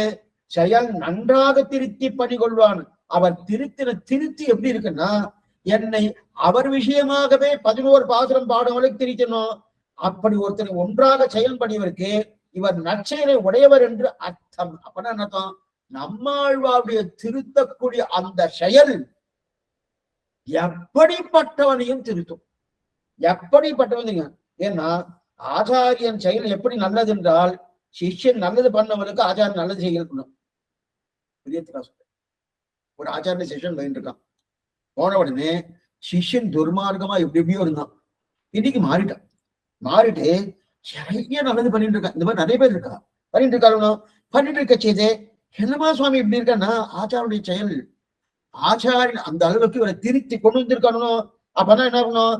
ஆச்சாரியன் பண்ணது இந்த சிஷ்யனை நல்ல செயலாக ஆக்கம் அளவிற்கு நல்ல செயலை சொல்லி கொடுத்து மேற்கொண்டு நல்ல செயலை ஆக்கும்படி அனுகிரகம் பண்ணியிருக்காரனோ. அப்ப ஆச்சாரியன் செயல் எவ்வளவு நல்லதுன்னா, சிஷ்யன் நல்லது பண்ண அளவிற்கு ஆச்சாரியனுடைய நல்ல செயல். புரியணும்னா, நம்ம ஆத்திர குழந்தை எல்லாம் அப்படியே இருப்பா. நம்ம ஆத்திர நித்தியமே சகஸ்நாமபாராயணம் இல்ல திருப்பல்லாண்டு, திருப்பள்ளி அடிச்சு, திருப்பாவை இதெல்லாம் சேமிச்சுட்டே இருக்கும் வச்சுக்கேன். குழந்தைகளை நித்தியமா பார்க்கணும். பார்த்துட்டு இருந்த அடுத்த நாள் அந்த குழந்தை பார்க்காமே சேமிக்கும். அடுத்த நாள்னா 1 மாசம் கழிச்சு 2 மாசம் கழிச்சு என்னமா சுவாமின்னா, இவருடைய செயல் இந்த மாதிரி இருக்கு. இந்த தகப்பனுடைய செயல் அந்த அளவுக்கு அந்த செயல் இருக்கிறபடியாலே அந்த குழந்தைகள் சொல்லி தரணும். ஒன்னும் சரியா சொல்லிக் கொடுக்கவும் இல்லை, ஆனா சொல்றதுனும். அதே போல இந்த ஆச்சாரியன் என்ன பண்ணான்னா, இவன் சிஷ்யத்துக்கிட்ட என்ன பண்ணினான்னா, அவன் சிஷ்யனுக்கு பண்ணப்பட்ட செயல் ஆச்சாரியன் பண்ண என்ன நல்லது பண்ணியிருக்காரோ அதே போல நல்லது பண்ண அளவுக்கு ஆச்சாரியன் அந்த நல்ல செயல்களை செய்தபடியாலே சிஷ்யன் அந்த நல்ல செயல்களை செய்கிறார். இதனால அப்படி புரிஞ்சுக்கணும். சிஷ்யன் செய்யணும், செய்யணும். ஆச்சாரன் நல்ல பெயர் இல்லை என்றால் சிஷ்யன் இவ்வளவு தூரம் மாறி வராது. ஆச்சாரனை எப்படியோ இருந்தா வச்சுக்க, அந்த மாதிரி கடிக்க மாட்டான். எந்த ஆச்சாரம் இந்த மாதிரி இருக்க மாட்டான். அப்ப ஆச்சாரம் எப்படியோ இருந்தாருன்னா சிஷ்யன் மாறுவானா மாற மாட்டான். அந்த அளவுக்கு ஆச்சாரம் செயல். அப்பன்னா புரியத்துக்காக சொல்றேன். எம்பார சில பேர் கொண்டாட ஆரம்பிச்சிட்டான். சிஷ்யாலாம் கொண்டாட ஆரம்பிச்சான். எம்பார சில ஏன்னா ராமானுஜர் சிஷ்யாலே அவ சிஷ்யெல்லாம் கொண்டாட ஆரம்பிச்சா. கொண்டாட ஆரம்பிச்சா. என்னன்னு கொண்டாடு? இவர் ராமானுஜர் ஒரு தூணுக்கு பின்னாடி நின்று கேட்கிறார். என்னன்னு கொண்டாடுனா, நீர் எல்லாவற்றுக்கும் நீர் தானே ரொம்ப வைபவமா இருக்கிறே, இதை நன்னா தெரிஞ்சுட்டு இருக்கிறே, இந்த கைங்கரம் மன்னனா பண்ணிட்டு இருக்கிறே, இதே நன்னா பண்ணிட்டு இருக்கிறே. இந்த மாதிரி ஒவ்வொன்றும் சொல்ல சொல்ல சொல்ல எம்பார் என்ன சொல்ற? ஆமா ஆமா ஆமா, எல்லா வைபவம் உனக்கு உண்டு தானே? ஆமா. உங்க போல படித்தவர்கள் யாருமே இல்லை போல் இருக்கே? ஆமா. உன் உண்டான புகழ் யாருமே இல்லை போல் இருக்கே? ஆமா. உன் போல கைங்கரி நிட்ட உண்டா இல்லையாண்ணா இல்லை போல் இருக்கே? ஆனா ஆமா ஆமா ஆமா அவன் சொல்லிட்டு இருக்க. சாமானியமா நாம சொன்ன வச்சுக்கேன், நம்மகிட்ட சுவாமி எனக்கு ஒண்ணு வேணாம், ரொம்ப நன்னா இருக்கு சுவாமி, காலக்ஷேபம் ரொம்ப நன்னா இருக்குன்னா படிக்கிட்டு யாராவது சொன்னா வச்சுக்கேன், நன்னா இல்லை நானே சொல்லிக்கிறேன். கேட்கும் இதோ ஒரு 2 பேரும் வந்திருக்காது கூட நன்னா இருக்கிறபடியா இருக்கு, நன்னா இருக்குன்னு யாராவது சொன்னா வச்சுக்கேன். அப்ப என்ன சொல்லணும்னா, ஒண்ணும் இல்லை சுவாமி, ஆச்சாரம் இருக்கிற மற்றதுன்னு இல்லை, அவர் போட்ட பிக்ஷை அதுல திருப்பி உண்மை இதுதான். அடி இந்த வார்த்தை சொல்றேன்னா, ஓ ஏதோ ஒரு பேருக்காக சொல்லிட்டு இருக்கேன் அந்த மாதிரி சொல்லணும் போல் இருக்கு அப்படின்னு சொல்றா போல் இருக்கு சுவாமி, நீங்க நினைக்க வேண்டாம். உண்மையே இது அடியனை பொறுத்தவரை உண்மைதான். மற்றவாளுக்கு என்ன இருக்கும்? அடியனுக்கு என்ன ஆச்சாரிய அனுகிரகம் தான் இது நடக்குது. அவர் போட்ட பிக்ஷை அவரை சேவிச்சு வந்து உட்காந்துறேன். உட்கார்ந்து அவர் என்னுடைய சிரசில உட்காந்து நீ சொல்லு அதை சொல்லு தட்டிட்டே இருக்காரு. அவர் சொல்லதை நான் திருப்பி திருப்பி சொல்லிட்டேன். அவ்வளவுதான், இதுதான் உண்மை. இப்படிதானே சொல்லணும். இப்ப எம்ப என்ன சொல்லிருக்கணும்? வாஸ்து தான் சுவாமி ஆச்சார அனுப்பியிருக்கோம் ஆச்சார அப்படின்னு சொல்லியிருக்கணுமோ? சொல்லாம ஆமா ஆமா எனக்கே இந்த வைபவம் உண்டு, எனக்கே இந்த வைபவம் உண்டு, இந்த வைபவம் உண்டு உண்டுன்னு உயர்த்த சொல்ல சொல்ல சொல்ல சொல்ல இவரும் அது பூர்ணமா சொல்லிட்டார். பூர்ணமா சொன்னேன்னு அவெல்லாம் புறப்பட்டு போயிட்டான். அவ யாரெல்லாம் அவெல்லாம் புறப்பட்டு போயிட்டா. புறப்பட்டு போனதுக்கு அப்புறம் இவர் என்ன பண்ணார்? போன பிறகு ராமானுஜன் நேரா எம்பார்கிட்ட வந்து, என்ன எம்பாரு இந்த வார்த்தை நீ பண்ணிட்டு இருக்கிறே, இந்த மாதிரி பண்ணலாமா, இந்த மாதிரி பண்ணலாமா, இப்படி எதையாவது அவ சொன்னா எழுத ஆமா ஆமா ஆமான்னு சொல்லிட்டு இருக்கிறே, இந்த மாதிரி சொல்லலாமா? உமக்கே எல்லா வைபவம் உண்டா? உமக்கே எல்லா வைபவம் உண்டா? அவ உமக்கே எல்லா புகழும் உண்டு சொல்லி ஆமா ஆமான்னு சொல்லிட்டு இருக்கிறே, உமக்கு இது கூடுமான்னு கேட்ட உடனே வாஸ்தவம் தான், தேவரையுடைய அனுகிரகத்தால் தான் இப்படிப்பட்ட வைபவத்தை அப்படி பெற்றிருக்கேன், வாஸ்தவம் தான். இப்ப எதையாவது இதுல அவெல்லாம் கேட்டுட்டு இருந்தா இல்லையா? கேட்டுட்டு இருக்கே எதையாவது ஒண்ணு இல்லை இல்லைன்னு சொன்னா, அப்ப தேவனுடைய அனுகிரகத்தால பெற்ற அப்படிப்பட்ட அந்த நிலை, அப்படிப்பட்ட அந்த கைங்கரிய நெட்டை அது போயிடுமோனும். போயிடுச்சுன்னா இது ஏதாவது ஒண்ணு இல்லை இல்லைன்னு சொன்னா, ஓ தேவனிற்கு அந்த பிரபாவம் இல்ல போல் இருக்கு. ஏன்னா தேவனுடைய அனுகிரகத்தால் தான் இத்தனையும் பண்ணிட்டு இருக்கேன். அந்த அந்த பிரபாவம் இல்ல போல் இருக்கு, உங்களுடைய திருவடிக்கு இல்ல போல் நினைப்பாரு. அதற்காகத்தான் இதை ஒற்றுமையை தவிர அப்படி இந்த வார்த்தை சொன்னவனே பரவாயில்லையே, ரொம்ப நன்னா இருக்கே, பரவாயில்லையே, இது புகுவதுகையான ஒரு நிலையா இருக்கு, ரொம்ப நன்னா இருக்கு அப்படின்னு எது சொன்னா எம்பாரா இருந்தாலும் நமக்கு என்ன தோணுனா, அப்பன்னா இனிமே நான் நம்ம யாராவது கொண்டாடினா என்ன பண்ணணும், நம்ம யாராவது கொண்டாடின்னு வச்சுக்கேன், கொண்டாடி என்ன பண்ணலாம், சுவாமி அவர் எப்படி எம்பார் சொன்னார், எம்பார் என்னவா சொன்னார், அந்த மாதிரி நானும் சொல்லிடுறேனே அப்படின்னு பண்ணலாமான்னா பண்ண முடியாது. ஏன் சுவாமி அவர் பண்ணாரு, எம்பாரா இருந்தா பண்ணலாம். எம்பார் இருக்கக்கூடிய ஆச்சாரிய நிட்டை என்ன, கைங்கரிய நிட்டை என்ன, அவளுக்கு இருக்கக்கூடிய ஆச்சரியமான அந்த நிட்டை நமக்கு வருமானம் இல்லை. அதனாலதான் இல்லை எனக்கு எதிரி, இல்லை எனக்கு எதிரி இந்த சப்தத்தை போட்டதே அவர்தான். இதுக்கு நித்தியம் நம்ம சேவிச்சுட்டு இருக்கோம். அப்படி இருக்கச்சது எம்பாரா இருந்தா அதை பண்ணலாமே தவிர அதை விட்டு நம்ம இது பண்ணி இருக்கணும் தெரிவிக்கிறாரு. அப்ப நாம இருந்தா இது பண்ண முடியாது.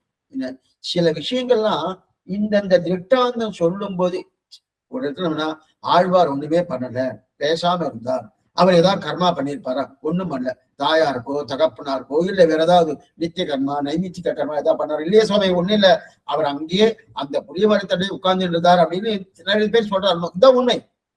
ஆழ்வார போல நான் கூட சுவாமி அவர் என்ன உபதேசம் பண்றாரு அதே உபதேசம் பண்ற, ஆனா அவர் ஒண்ணும் பண்ணலையோ, நானும் பண்ணல, ஆழ்வார தான் பண்ண வேண்டாம், அவ்வளவுதான் அது பதில். ஏன்னா இப்படியே கேட்டுட்டே இருந்தா இதுக்கு என்னதான் பதில்? நிறைய பேர் இந்த கர்மா விஷயத்திலும் சரி எல்லா விஷயத்திலும் சரி ஒரு திட்டாந்தம் காட்டிடுவா, காட்டிட்டு சொல்லுவா சரி ஆவார போல நம்ம இருக்கமா. இப்ப ஆழ்வார போல ஆழ்வார் பண்ணலையோனோ அடியேன்னு பண்ணலன்னா அப்ப ஆழ்வாரை போல இரு பண்ண வேண்டாம் அப்படிதான் அதுக்கு பதில் வரணும். அது மட்டும் ஆழ்வார் போல இருக்க முடியும். ஆனா ஆழ்வார் எப்படி இருந்தால் உண்டும் சோறு பருது நீ தின்னும் வெத்திலை எல்லாம் கண்ணன் இருந்தாரணும், அதே போல நீ இரு, ஒன்றும் பண்ண வேண்டாம். அது என்ன ஒண்ணு அப்ப அது என்னமான அவர் அந்த மாதிரி இருந்தாரா இல்லையே. எதுக்கு சொல்ல வந்ததுன்னா நம்ம எந்த ஒரு நமக்கு நிறைய லூப் ஹோல்ஸ் எதிர்பார்த்துட்டு இருக்கோம். அந்த லூப் ஹோல்ஸ் இந்த தப்பு இருக்கே அதை நம்ம பார்க்க மாட்டோம்.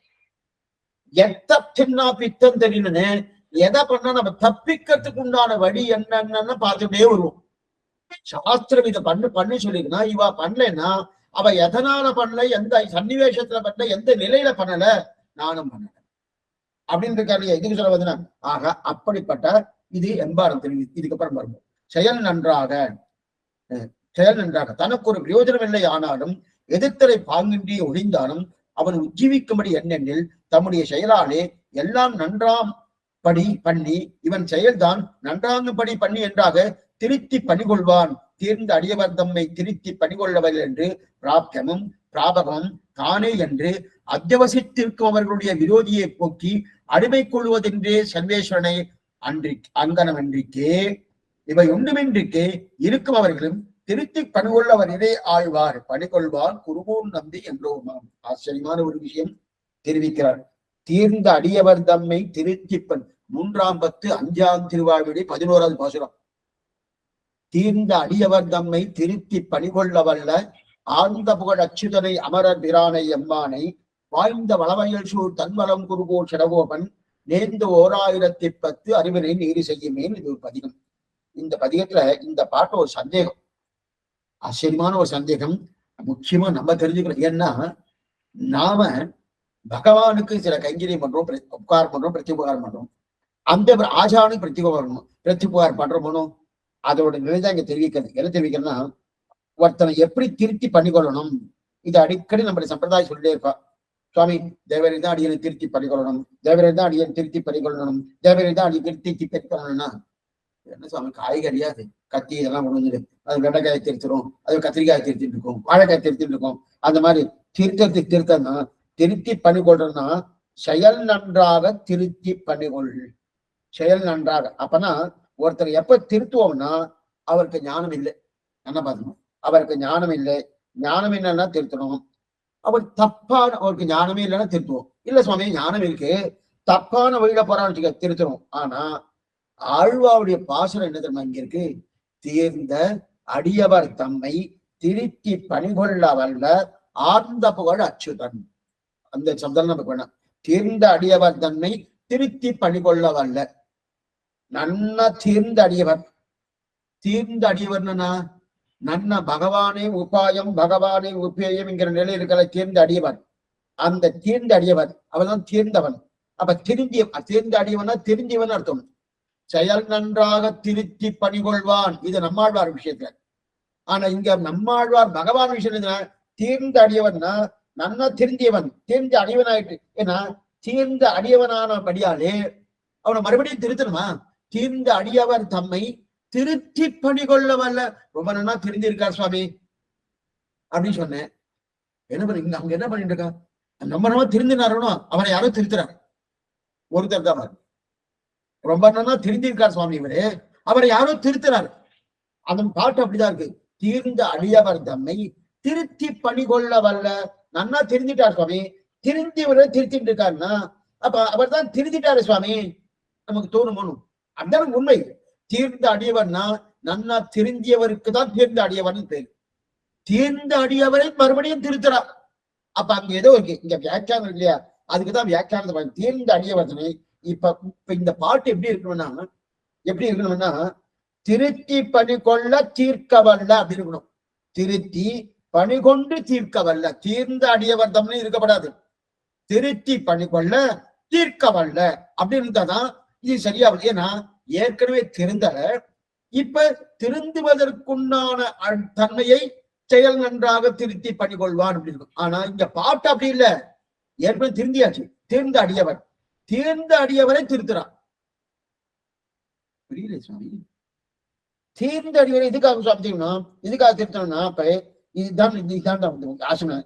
திருத்தி என்ன அர்த்தம்? தீர்ந்தார். இப்ப என்னன்னா இவர் என்ன தெரியும்னா நல்லா தியானம் திருந்த பணி கொண்டார், அதனால திருந்தார்னா. அதாவது இப்பது தீர்ந்த அடியவர் தன்னை திருத்தி பணி கொள்ள பாசனம். இது உண்மையான்னா தீர்ந்ததுன்னா என்னது அர்த்தம்? சர்வேஸ்வரன் தான் பிராபகம் என்பதுதான் தீர்ந்த. அப்பனா பெருமாளே பிராப்திய பிராப்தியின் நிர்ணயம் இருக்கிற என்னவர் ஓர் அடியவனுக்கு ஓர் தீர்மானம் வந்துட்டோம். அப்பனா பகவான் தான் உபாயம், பகவான் தான் உபயோகம் அப்படின்னா அவனாலே அவனை அடைதல், அவனாலே அவனை அடைதல் இல்லையா? அப்ப அவரே பிராப்தியம். அதாவது உபாயம் உபேயம் பிராப்திய பிராபகம் இதெல்லாமே பரியாய சப்தங்கள், ஒரே அர்த்தத்தை கொடுக்கக்கூடிய சப்தங்கள். சில பேர் சட்டு வியாக்கியாத்தா மாத்துவா.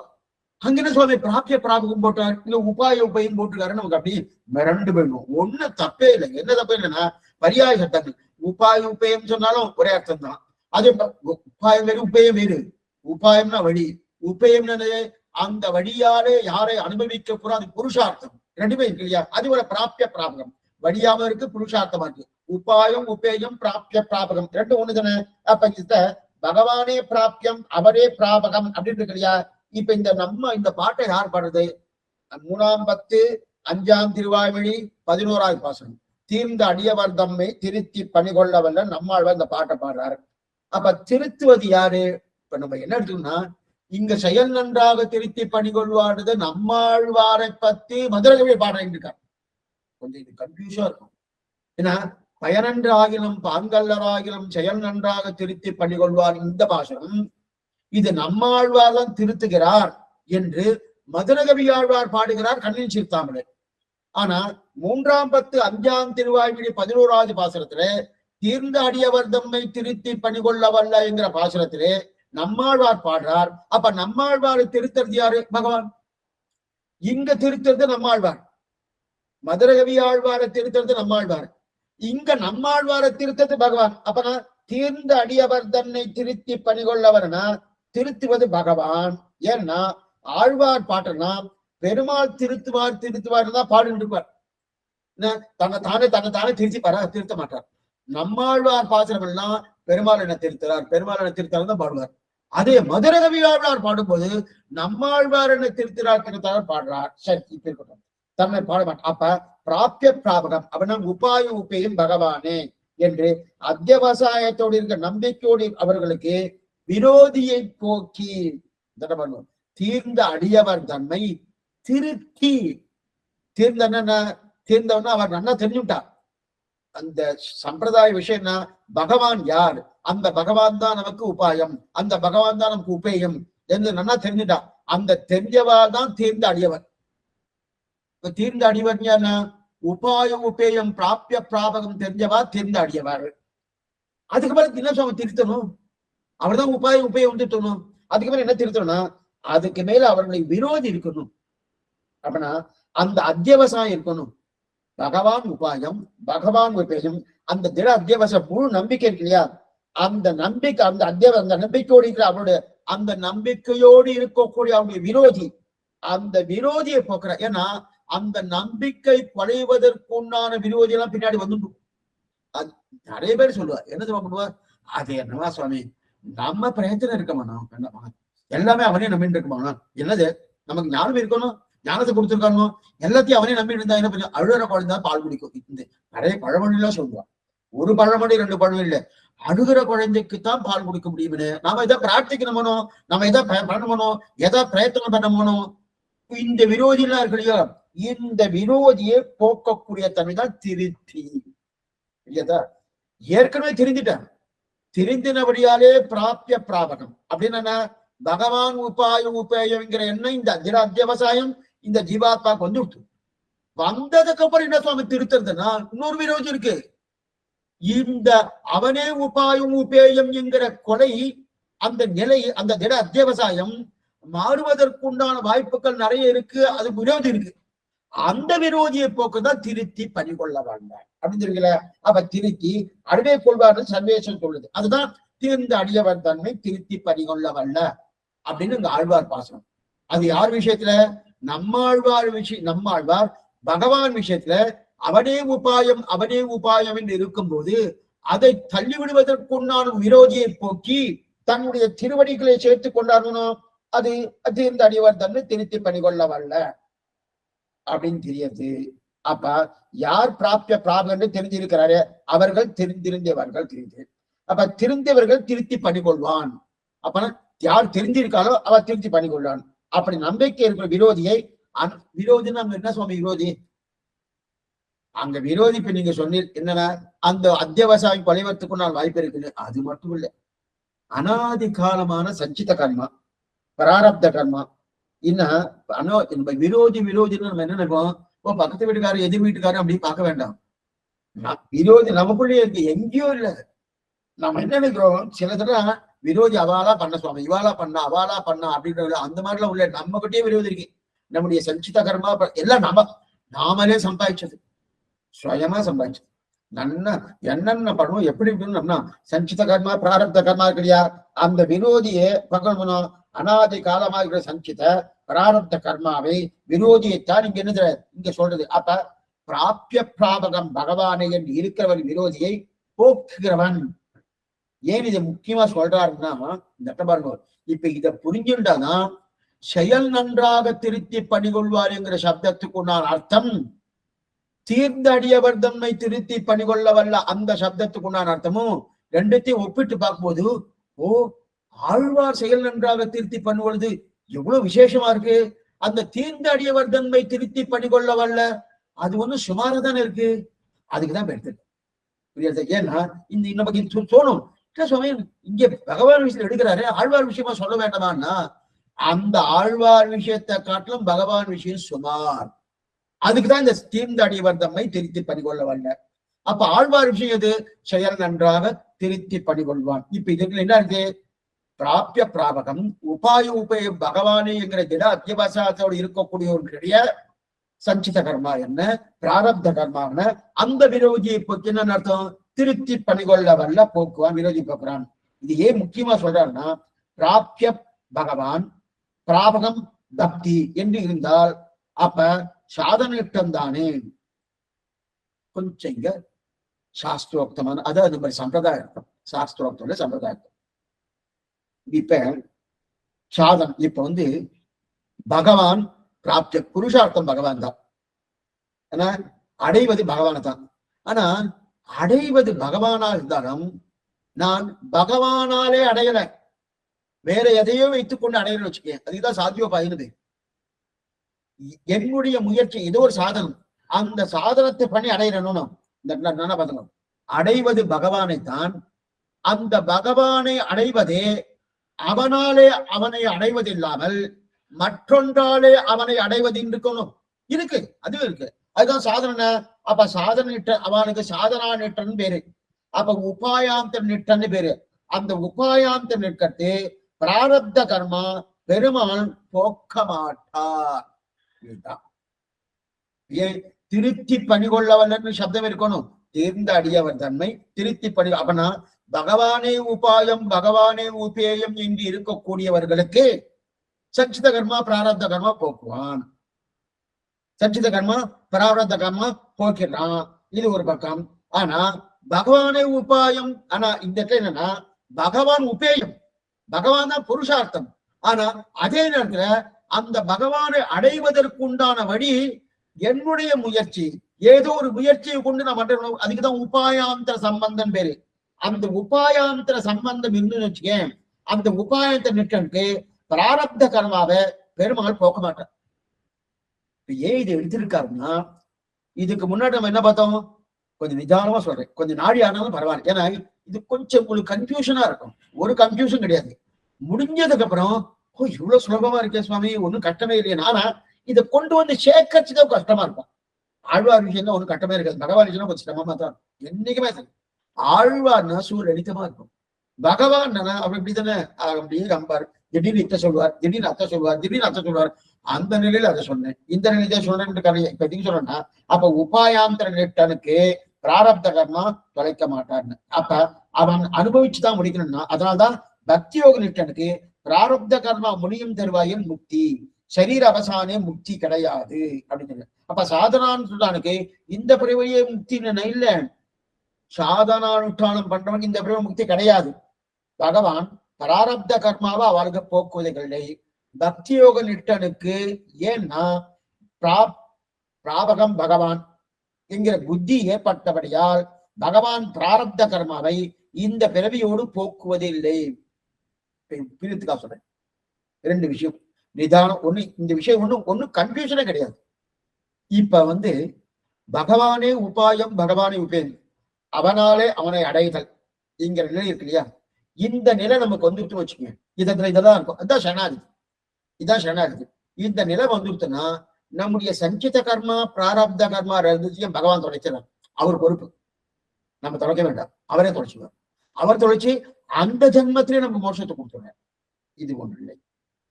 இப்ப ஒருத்தர் என்ன பண்ணார், சாமி புருஷார்த்தம் பகவான் தான், அதை நான் ஒத்துக்கிறேன். ஆனா அந்த பகவானை அடைவதற்கு என்னுடைய முயற்சியால் நான் அந்த பகவானை அடைகிறேன்னு. ஏன் அவர் திருவிடை பத்தி தான் அடையணுமா என்ன? எனக்கு ஞானம் இருக்கு, எனக்கு சக்தி இருக்கு, எனக்கு உண்டான அந்த அதெல்லாம் பண்றது பக்தி பண்றதுக்கு உண்டான வழியெல்லாம் எனக்கு தெரியுமா, சாஸ்திரம் வாசிச்சிருக்கேனே. அதனால நான் கர்மஞான பக்தி எவ்வளோ அல்ல சாதனாந்திரம் எதோ பண்ணி நான் பகவானை அடைகிறேன் அப்படின்றது. அவனை அடையலாம், அபான தேசியவை கொண்டு அடையலாம், அடையக்கூடாதுன்னு அடையலாம். அப்ப அடைந்தார் என்ன ஆகும்னா, அடைந்தா இப்ப பிராரப்த கர்மா இருக்கணும், பிராரப்த கர்மா இருக்கணும். அந்த பிராரப்த கர்மாவை அவளுக்கு தொலைக்கிறது கிடையாது. யாருக்கு? தன் முயற்சியாலே பகவானை அடைந்தால் அவளுக்கு பிராரப்த கர்மாவை தொலைப்பது கிடையாது. சரி, தன் முயற்சியும் கிடையாது, எல்லாமே அவன் விட்ட வழி. எங்கு இருக்கிறவர்களுக்கு பிராரப்த கர்மா பகவான் தொலைக்கிறான். இப்ப இந்த விஷயம் புரிஞ்சுட்டு இருக்கணும். இதை கொண்டு போய் அங்க செயல் நன்றாக திருத்தி பண்ணிக்கொள்ளங்கிற சப்தத்தோடு சேர்க்கணும். இதை புரிஞ்சுக்கணும். அப்பனா என் முயற்சி, அப்பனா பகவானை அடைவதற்கு வழி என் முயற்சி அப்படின்னு வந்துட்டுனா பிராரப்த கர்மான்னு என்னதுன்னு அர்த்தம், நாம அனுபவிச்சுட்டு இருக்கோம்னு அதுதான் பிராரப்தம் பேரு. சஞ்சிதம்னா மூட்டை மூட்டையா இருக்கதான் சஞ்சிதம். சஞ்சிதத்தை விட்டுடுவோம். இப்ப பிராரப்தத்தை பேசுவோம். நம்ம அனுபவிக்கக்கூடிய அந்த கர்மாக்கள், அந்த அனுபவிக்கக்கூடிய கர்மாக்களே 5-6 ஜென்மாக்கள் ஆகலாம். ஒரே ஜென்மால அனுபவிக்க முடியாது. ஆனா சரணாகதி நிஷ்டனுக்கு ஒரே ஜென்மாலே அனுபவிக்கும்படி பண்ணி பகவான் அவனை மோட்சத்தை அழிச்சு போயிடுறார். அவர் அந்த அந்த ஒரே ஜென்மாவை கர்மாவை போக்குகிறவர் யாருன்னா பகவான் தான். ஆனா அதே தன் முயற்சியால அடைகிறானோ யாரோ ஒருத்தன், அவனுக்கு அந்த பிராரப்த கர்மா பகவான் போக்க மாட்டார். இவருடைய முயற்சியை தான் போக்கணும். அப்பனா அதுக்கு என்ன சொல்ல பேரு, என்ன சொல்ல பேரு, பிராரப்த கர்ம வசானே முக்தி சாத். எந்த ஜென்மால பிராரப்த கர்மா தொலையுதோ அந்த ஜென்மால தான் இவாளுக்கு முக்தி. ஆனா இதே பகவான்கிட்ட சரணாகதி வந்துட்டு அந்த சரணாகதியாலே அவனே உபாயம் அவனே உபேயம், அப்ப அவனை அடைவதற்குண்டான வழி அவனும், அடைந்த பின் அனுபவமும் அவனே என்று இருக்காரு. அதான் சரணாகதி பிரபக்தி. அந்த மாதிரி இருக்கிறவாளுக்கு பிராரப்த கர்மா பகவான் தொலைச்சிடுறார். ஆனா அவளுக்கு அந்த ஜென்மத்திலேயே முக்தி, அந்த ஜென்மம் மோட்சத்தை கொடுத்துறார். இப்படி உங்களுக்கு கிளியர் ஆயிடுது. அப்ப நம் முயற்சின்னு வர்றச்சு அவர் பண்றது இல்லை. நான் மன்னிக்கிறேன் சொல்லிடணும், நீயே அந்த பாவத்தை தொலைச்சிட்டு வா அப்படின்னா அந்த பாவத்தை தொலைக்கிறதுக்கு நாம இந்த ஜன்மாலே தொலைக்க முடியாது. என் முயற்சி நான் எடுத்துட்டு வரணும், தொலைக்க முடியாது. அப்பனா சரணாகதி எவ்வளவு உயர்ந்ததா இருக்கு பாருங்க. அப்படி இருக்க தொலைக்க முடியாதுன்றதுக்கான எப்ப நீ உன் முயற்சி முடியணும், உன் முயற்சியில நீ தொலைச்சுக்கோன்னா நம்ம தொலைக்கிறதுக்கு சேர்க்கறதுக்கு வர நன்னர்மனா பண்ணுவோம், தொலைக்கிறது நம்மளால பண்ண முடியாது. ஆனா ரொம்ப சிரமப்பட்டு இந்த பிராயச்சத்தம் அந்த பிராயச்சத்தம் பண்ணாச்சுங்க, அது ஆகும் ஒரு 10 ஜென்மா ஆகும். இவர் இந்த ஜென்மாலே பிரபன்னனுக்கு மோட்சத்தை கொடுத்துறாரு. இப்ப அது நீங்க அப்படியே ஞாபகம். அப்ப பிராரப்த கர்மாக்களை தொலைவது, அதாவது உபாயம் மகாத்மியம் தான். அப்ப பிராரப்த கர்மாக்களை தொலைக்கணும். தஸ்ய தாபதேவ சிரம், அந்த உபாசகனுக்கு தஸ்ய அதுவரையில் தான் காலத்தாமதம். எது வரையில்? பிராரப்த கர்மா தொலையும் வரையில் அவர் இந்த ஊர்ல இருந்துதான். அது எந்த ஜென்மம் எத்தனை ஜென்மாவும் ஆகலாம், சரி. அது தொலைந்தாதான் மோட்சம் போகிறார். இது உபனிஷத் வாக்கியம். அப்ப பிராரப்த கர்மாக்கள் முடியும் வரையில் நாம் இந்த லோகத்தில் இருந்து ஆகணும் இல்லையா? அந்த இருக்கிறோம்னா பல பிறவிகள் எடுக்கலாமானோ? சரி சுவாமி, அப்படி இருக்கச்சே அப்படி பெருமாள் பிராரப்த கர்மா தொலைக்க மாட்டார் பக்தனுக்கு. பக்தனுக்குன்னா தன் முயற்சியாலே பகவான அடைவன் தான் பக்தன். பிரபன்னன் தன் முயற்சியே கிடையாது. சுரட்சனே சான்வயம் ஒழிகின்னு. அப்ப பக்தனுக்கு பிராரப்த கர்மா பகவான் தொலைக்க மாட்டார். ஆனா பிராரப்த கர்மங்களையும் தொலைக்கிறார். யாருக்கு? சரணாகதி நிஷ்டனுக்கு. அதனால்தான் அப்பப்ப சொல்றோம், சரணாகதி பண்ணுங்க, ஆச்சாரிய சம்பந்தம் பெற்றுக்கோன்னா கர்மாவை தொலைக்கிற பொறுப்பையும் அவரே எடுத்துக்கிறார்.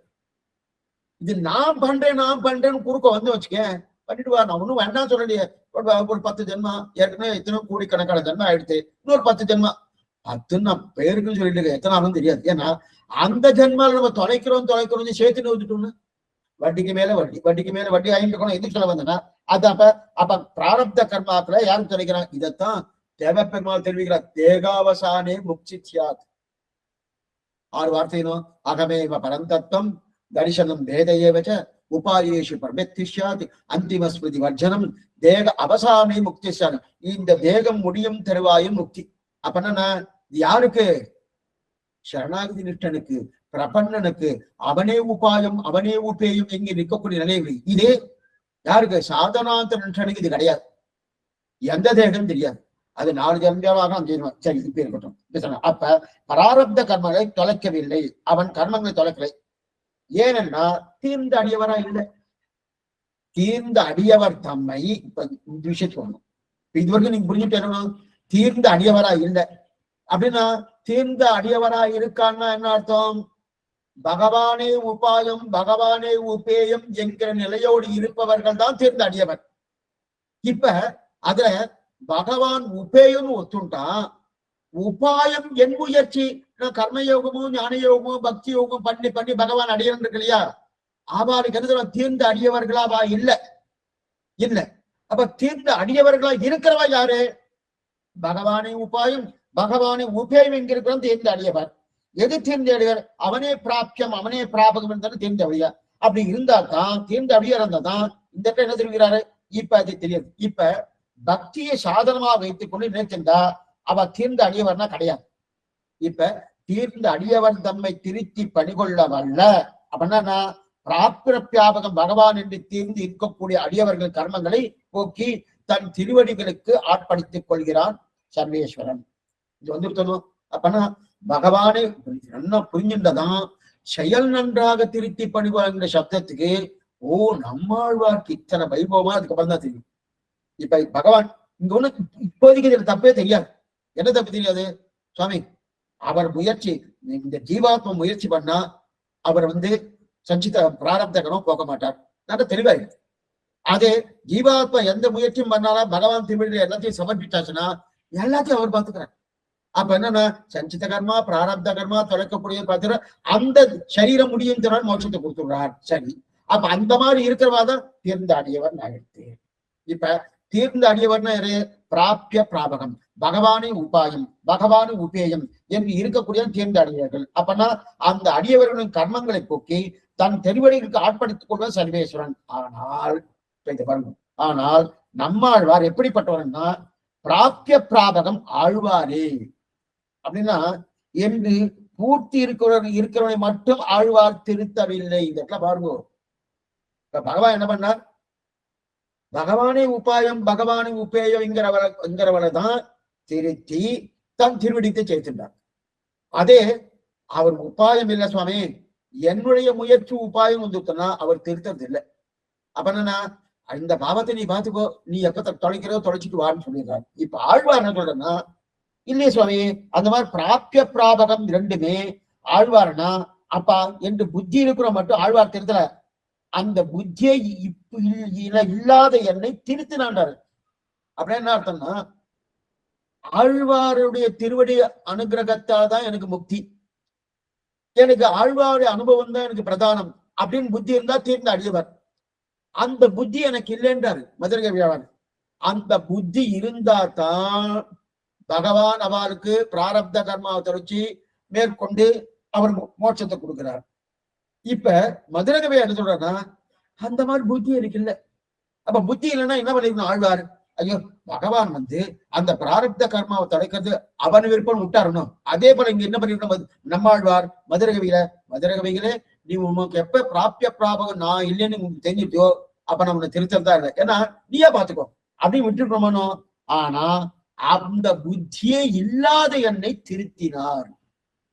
அப்பனா புத்தி இருக்கிறவரை திருத்தது உயர்த்தியா, பகவானே உபாயம் பகவானே உபேயம் என்கிற புத்தி வந்தவான திருத்துவது உயர்த்தியா, ஆழ்வாரே உபாயம் ஆழ்வாரே உபேயம்ங்கிற புத்தி வரல, அந்த புத்தி வராதவாலும் திருத்தினார் இல்லையா? அதனாலதான் பயனன்றாகினும் பாங்கல்லராகினும் செயல் நன்றாக திருத்தி பணிகொள்வான். செயலால் திருத்தி பணிகொள்வான் சர்வேஸ்வரன். இவர் செயல் நன்றாக திருத்தி பணிகொள்வார் நம்மாடு. இதுதான் வித்தியாசம். ஒரே ஒரு வார்த்தை தான் செயல் அப்படின்னா. செயல் என்றா என்ன பண்ண செயலால் திருத்தி பணிகொள்வான். செயலால் திருத்தி பணிகொள்வான் யாரு? சர்வேஸ்வரன். செயல் நன்றாக திருத்தி பணிகொள்வான் நம்மாடல். இந்த ரெண்டு தான் வித்தியாசம் எடுத்துக்க. அப்படின்னா என்ன? அதாவது செயல் என்னன்னா பிராப்திய பிராபகமாக நம்பிக்கை இருப்பவர்களுக்கு பிராப்தத்தை போக்குபவன் இந்த செயல். அப்படின்னா பகவானே உபாயம் பகவானே உபேயம் இங்க இருக்கிறவாளுக்கு அவன் அந்த செயலை பண்ணிடுறான். ஆனா அப்படிங்கிற நம்பிக்கை இல்லாதவர்களுக்கு திருத்தி பணிகொள்ளுதல் எல்லாம் இல்ல பகவான்கிட்ட. ஏன் அவர் திருத்தி பண்றாரா? இல்ல சுவாமி, அந்த நம்பிக்கை இல்ல, நான் என் முயற்சியில வரேன்னு சொல்லியாச்சுன்னா உன்னுடைய பிராரப்த கர்மாவை தொலைச்சுக்கிறது உன் பொறுப்பு, நீ பாத்துக்கோ விட்டுட்டு போயிட்டார் பகவான். ஆனா ஆழ்வார் அப்படி இல்லை. அந்த பிராபிய பிராபகம் ஆழ்வார் இல்லாம பண்ணணும். செயல் நன்றாக திருச்சி பணிகொள்வன். அப்ப பணிகொள்வான் அப்படின்னா ஆழ்வாரே உப்பாய். இதுல இருந்து என்ன தெரியாதுன்னா, ஆழ்வார் வெறுமே சேவிக்கிறோம், மேலிழந்தவாறே சேவிக்கிறோம். என்ன சுவாமி ஆழ்வார் இதை திருவாழ்வு சேவிச்சா நல்லா கிடைக்கணும்னு நினைத்துட்டு இருக்கா. சொன்னதுனால அந்த மாதிரி நினைக்கணும்னு அர்த்தம் இல்லை. ஆனா அந்த மாதிரி பகவான் விஷயத்தை நினைச்சா இப்படிதான் நினைச்சிருக்க, இப்படி இந்த அபிப்பிராயத்தோட வந்திருக்க, அந்த அபிப்பிராயத்தை நீயே வச்சுக்கோ, உன்னுடைய முயற்சி அவளாலும் விட்டுடுவார். ஆனா ஆழ்வார் எப்ப நினைச்சானோ அவனுக்கு அனுகிரகம் திருச்சி பணிகொள்ளலாம். அந்த அனுகிரகம் பண்றாலே அதான் தெரிவிக்கிறார், திருச்சி பணிகொள்ளலாம். அந்த பணிகொள்ளக்கூடிய குருகூர் நம்பி, அப்படிப்பட்ட குருகூர் நம்பி என்ன தெரிவிக்கிறார்? அப்ப திருத்தி பணிகொள், நன்றாக திருத்தி பணிகொள்வான். பணிகொள்வான் அப்படின்னா இருக்கட்டும் இல்லாம போட்டோம், ஆழ்வாதான் எனக்கு எல்லாம் என்கிற நம்பிக்கை இருக்கட்டும் இல்லாம போட்டோம். ஏன் இல்லாம போட்டோம் நீ சொல்லிட்டு இருக்கேன்னா, இப்ப மதுரகவி ஆழ்வாருக்கு நம்மாழ்வாரை விட்ட வேறு கதி இல்லை என்கிற எண்ணத்தோடு இருந்தான்னா இல்ல, அது மாதிரி இல்ல. அப்ப இன்னைக்கு இல்லாம இருக்கச்சதையும் இவருக்கு தெரியலையே, இந்த மதுரகவிக்கு தெரியலையே, இவருடைய ஆத்மா அனர்த்தமா போயிடுமே, அது சத்தை இல்லாம போயிடுமேன்றதுக்காக நம்மாழ்வார் தானே வழிய புகுந்து திருத்துறார். இந்த தன்மை பகவானுக்கு இருக்கான இல்ல. என்ன இல்ல? ஒழுங்கா பண்ணேன்னா நான் பண்றேன், பண்ணலன்னா நான் பண்ண மாட்டேன். அப்பனா பிராபிய பிராபகம் உபாயம் உபேயம் ரெண்டும் இருந்ததுன்னா நான் உன் கர்மாவை தொலைச்சுடுறேன். அது ரெண்டும் இல்லையா, நீ பாத்துக்கோ அப்படின்னு ஒரு விட்டாரு. இங்க அப்படி இல்ல, ரெண்டுமே இல்ல, ஏதோ ஒண்ணு இருந்து வச்சுக்கேன். அப்ப கூட என்ன பண்ண, நான் பண்றேன். இவர் பண்றாருன்னா அதுதான் செயல் நன்றாக தெரியும். அவர் செயலால் திருத்துவார், இவர் செயல் நன்றாக திருத்துவார். பகவான் செயலால் திருத்துறாருன்னா இத பண்ணா திருத்துவார். எதை பண்ணா, பகவானே உபாயம் பகவானே உபேயம் என்கிற எண்ணம் இருந்தா அந்த செயலால் திருத்துவார். இவர் என்ன பண்ணுவார், செயல் நன்றாக அப்படின்னு என்ன அர்த்தம்னா அந்த எண்ணமே இல்ல சுவாமி, நன்னா திருத்துவார். அந்த நன்ன திருத்தி அதாங்க திருத்தி பணிகொள்வான். திருத்தி பணிகொள்வான், பணிகொள்வது செயல் நன்றாக திருத்தி பணிகொள்ளுதல். பணிகொள்வான்னா பணிகொள்ளக்கூடியவர் குருகூன் நம்பின்னு அன்மயம். பணிகொள்ளக்கூடியவர் குருகூன் நம்பின்னு அன்மை. அப்படின்னா இந்த அருமதத்தை பாருங்க, செயல் நன்றாக திருத்தி அருமதம் தெரிவிக்கப்படுங்க. அதாவது பிரத்யுபகாரம் இல்லாமைக்கு சாஸ்திரம் காட்டின அனந்தம் உபத்தி காட்டுகிறார் அவனுக்கு இத்தியாதி. அதாவது இதே 206ஆம் பக்கம், துர்கதி கண்டு உபதேசிக்கைக்கு உபத்தியும் காட்டுகிற ஒருவன் இத்தியாதி அகம் கிரகம். அப்ப சங்காமாத்ம பூர்வகம் என்று பிரதிகத்துவம் தாத்பரியம் தயக்கித்தியாதி. பிரயோஜனம் இல்லாது போனாலும் அவன் பிரயோஜனமானாலும் சித்திக்க வேண்டுவது ஒன்று சங்கைக்கு கருத்து செயல் நன்றாக என்றது சாமான்யமாக இருக்கையாலே ஆழ்வாருடைய செயலாளி என்று கேள்வி செய்து இவன் செயலை நன்றாக பண்ணி என்றால் அந்த அருளி செய்கிறார். இவன் செயலத்தாதே திருத்தி என்றதற்கு திருந்தாதவரும் திருத்தி என்றும் வியாக்கியார்த்த பூர்வமாக தாத்பரம் அருளிச்சுதா தீர்ந்த இத்தியாதி என்று தெரியணும். இதான் தெரிவிக்கிறாங்க. அப்படி இருக்கே செயல் நன்றாக திருத்தி பணிகொள்வான்னா குருகூர் நம்பி எழுந்ததற்கே பணி கொள்வதற்காக ரெண்டா சொல்லலாம். அப்படின்னா பணிகொள்வான் என்று ஒரு ஆளுகைக்கு பெயர். பணிகொள்வான் சுவாமி, பணிகொள்வான்னா இதெல்லாம் பண்ணிட்டு இருக்கார, நான் சொன்ன பண்ணிட்டு இருக்கேன், நான் சொன்ன பண்ணி அதுப்பனா ஒருத்தர் ஆளுகைக்கு அது உட்பட்டு இருக்கிறபடியா, ஆளுகைக்கு உட்பட்டு இருக்கிறபடியா பணிகொள்வான்னு சொல்லலாம். இன்னொன்னு பணிகொள்வான்னா பணியை கொள்வதற்காக, அந்த பணியை செய்வதற்காக பணிகொள்வான். இவரை நான் பணி செய்வதற்காக பணி செய்ய பண்ணினேன், இது ஒரு அர்த்தம். அந்த பணியை செய்வதற்காக ஒரு அர்த்தம். அப்ப திருத்தி பணி கொள்வான்றது ரெண்டு அர்த்தம் வருதணும். அதான் கொள்வதற்காக ரெண்டையும் சொல்லாதீங்க. அதுதான் இதுதான் அதிகார பேர் அப்படின்னா புரியத்து. ஸ்ரீரங்கத்துல சுந்தரபாண்டியம் பிடித்தேன், கேள்வியம் பிடித்தேன், அதே போல நிறைய இந்த மாதிரி நிறைய நிறைய இந்த சப்தங்கள்லாம் அங்கதான் போக முடியும். கேள்வியம் பிடித்தேன், சுந்தரபாண்டியம் பிடித்தல், அது மாதிரி இந்த குண்டூசி இருக்கணும். இந்த குண்டூசியில எதுக்கு நான் வந்து பண்ணுவேன்னா, இதுக்கு புறப்பாடும் போது இந்த வஸ்திரங்கள்லாம் தனித்தனியா வந்துருமோனும், அதுக்கெல்லாம் இந்த குண்டூசி குத்துவா. அதுக்கு என்ன தெரியுமா பேரு, ஆண்டாள்னு பேரு. சேர்க்கிறது யார் ஆண்டாள் தெரியாது, சேர்க்கிறது. சில சப்தங்கள் ஆச்சரியமான சப்தங்கள் சொல்லும். இது அப்ப அங்க சுந்தரபாண்டியம் பிடித்தேன் அப்படின்னு இருக்க பாருங்க. சுந்தரபாண்டியம் பிடிப்பான்னா சுந்தரபாண்டியத்தை கையிலே ஏந்தி இருக்கிறவன் ஒரு அர்த்தம். சுந்தரபாண்டியம் பிடிப்பான்னு அந்த அதிகாரிக்கே பேரு. சுந்தரபாண்டியத்தை ரெண்டு அர்த்தம் கிடைக்கிறது. அதே போல பணிகொள்வான்னா அந்த பணியை இவரை வைத்துக் கொண்டு கொள்கிறேன், பணியை கொள்கிற ஒரு அர்த்தம். அந்த பணியை செய்வதற்காக இவர் அப்படின்னு இல்லையா, இது ரெண்டும் உண்டு. அதே போல சுந்தரபாண்டியம் பிடித்தேன் அப்படின்னு கேள்வியம் பிடித்தேன் இல்லையா. இப்ப சுந்தரபாண்டியத்தை கையில பிடிப்பதற்காக ஒரு பொருள். சுந்தரபாண்டியம் பிடிப்பான்னு அவர் பெயரையே சொல்லலாம். அவர் பெயரே சுந்தரபாண்டியம் பிடிச்சாரு, திருவள்ளுக்கு பிடிச்சான். தீப்தி பிடிக்கிறான்னு அவளுக்கு இருந்து திருவள்ளுக்கு பிடிச்சான்னு பேரு. அதே போல அப்ப சுந்தரகாண்டிய சரி பிடிக்கிறதுக்காக தெரிவிக்கிறா இல்லையா, அப்ப அதற்குன்னு இருக்கக்கூடியவர் என்றும் சொல்லலாம் இல்லையா. அதே போல அப்ப பண்ணும் செயலை அதே போல பணிகொள்வான் பயனன்றாகிலும் பாங்கல்லராகிலும் செயல் நன்றாக திருத்தி பணிகொள்வான். அடுத்து குருகூன் நம்பி பணிகொள்வான், குருகூன் நம்பி. அப்ப பகவானாலே முடியாததை கூட ஆழ்வார் பண்ணி முடித்தார். அப்ப பகவான் என்ன பண்ணார், உனக்கு உபேயம் இருந்தா உன்னுடைய பாவத்தை நான் தோக்கிறேன். இல்ல உபேயத்துல உபாயம் வேற யாரோ நான் பிடிச்சிட்டு வரேன், அதுக்கப்புறம் உபேயமா நீ இருக்கேன்னா அப்ப சஞ்சய பாராப்த கர்மா நீ தான் தொலைக்கணும். அப்ப பகவானால கைவிட்டுடும். பகவானால கைவிட்டதையும் ஆழ்வார் திருத்தினார்களே, அதான் திருக்கிறார் குறிக்கிறார். அப்படி பணிகொள்வான் குருகூனம்னா பகவானாலே முடியாததை கூட ஆழ்வார் பண்ணி முடித்தார். அப்ப பயனன்றாகிலும் தாங்கல்லராகிலும் செயல் நன்றாக திருத்தி பணிகொள்வான். அடுத்து குயில் நின்றார் படில் சூழ். குயில் என்றவிடம் திருத்தி பணிகொள்கைக்கு இரட்டாந்தம். இவர் ஒரு காலத்திலே ஆற்றாமையாலே காணவாரா என்று கூப்பிடுவது ஒரு பாசுரம் உண்டு.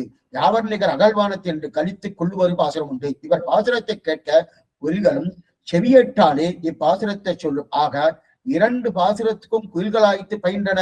குருகூர் நம்பி ஊரும் நாடும் உலகமும் தன்னை போல் என்று சேதனர் அளவன்றிக்கே திரியக்கலவும் ஏறும்படி ஆயித்து ஆழ்வாவுடைய பூர்த்தி இருப்பது.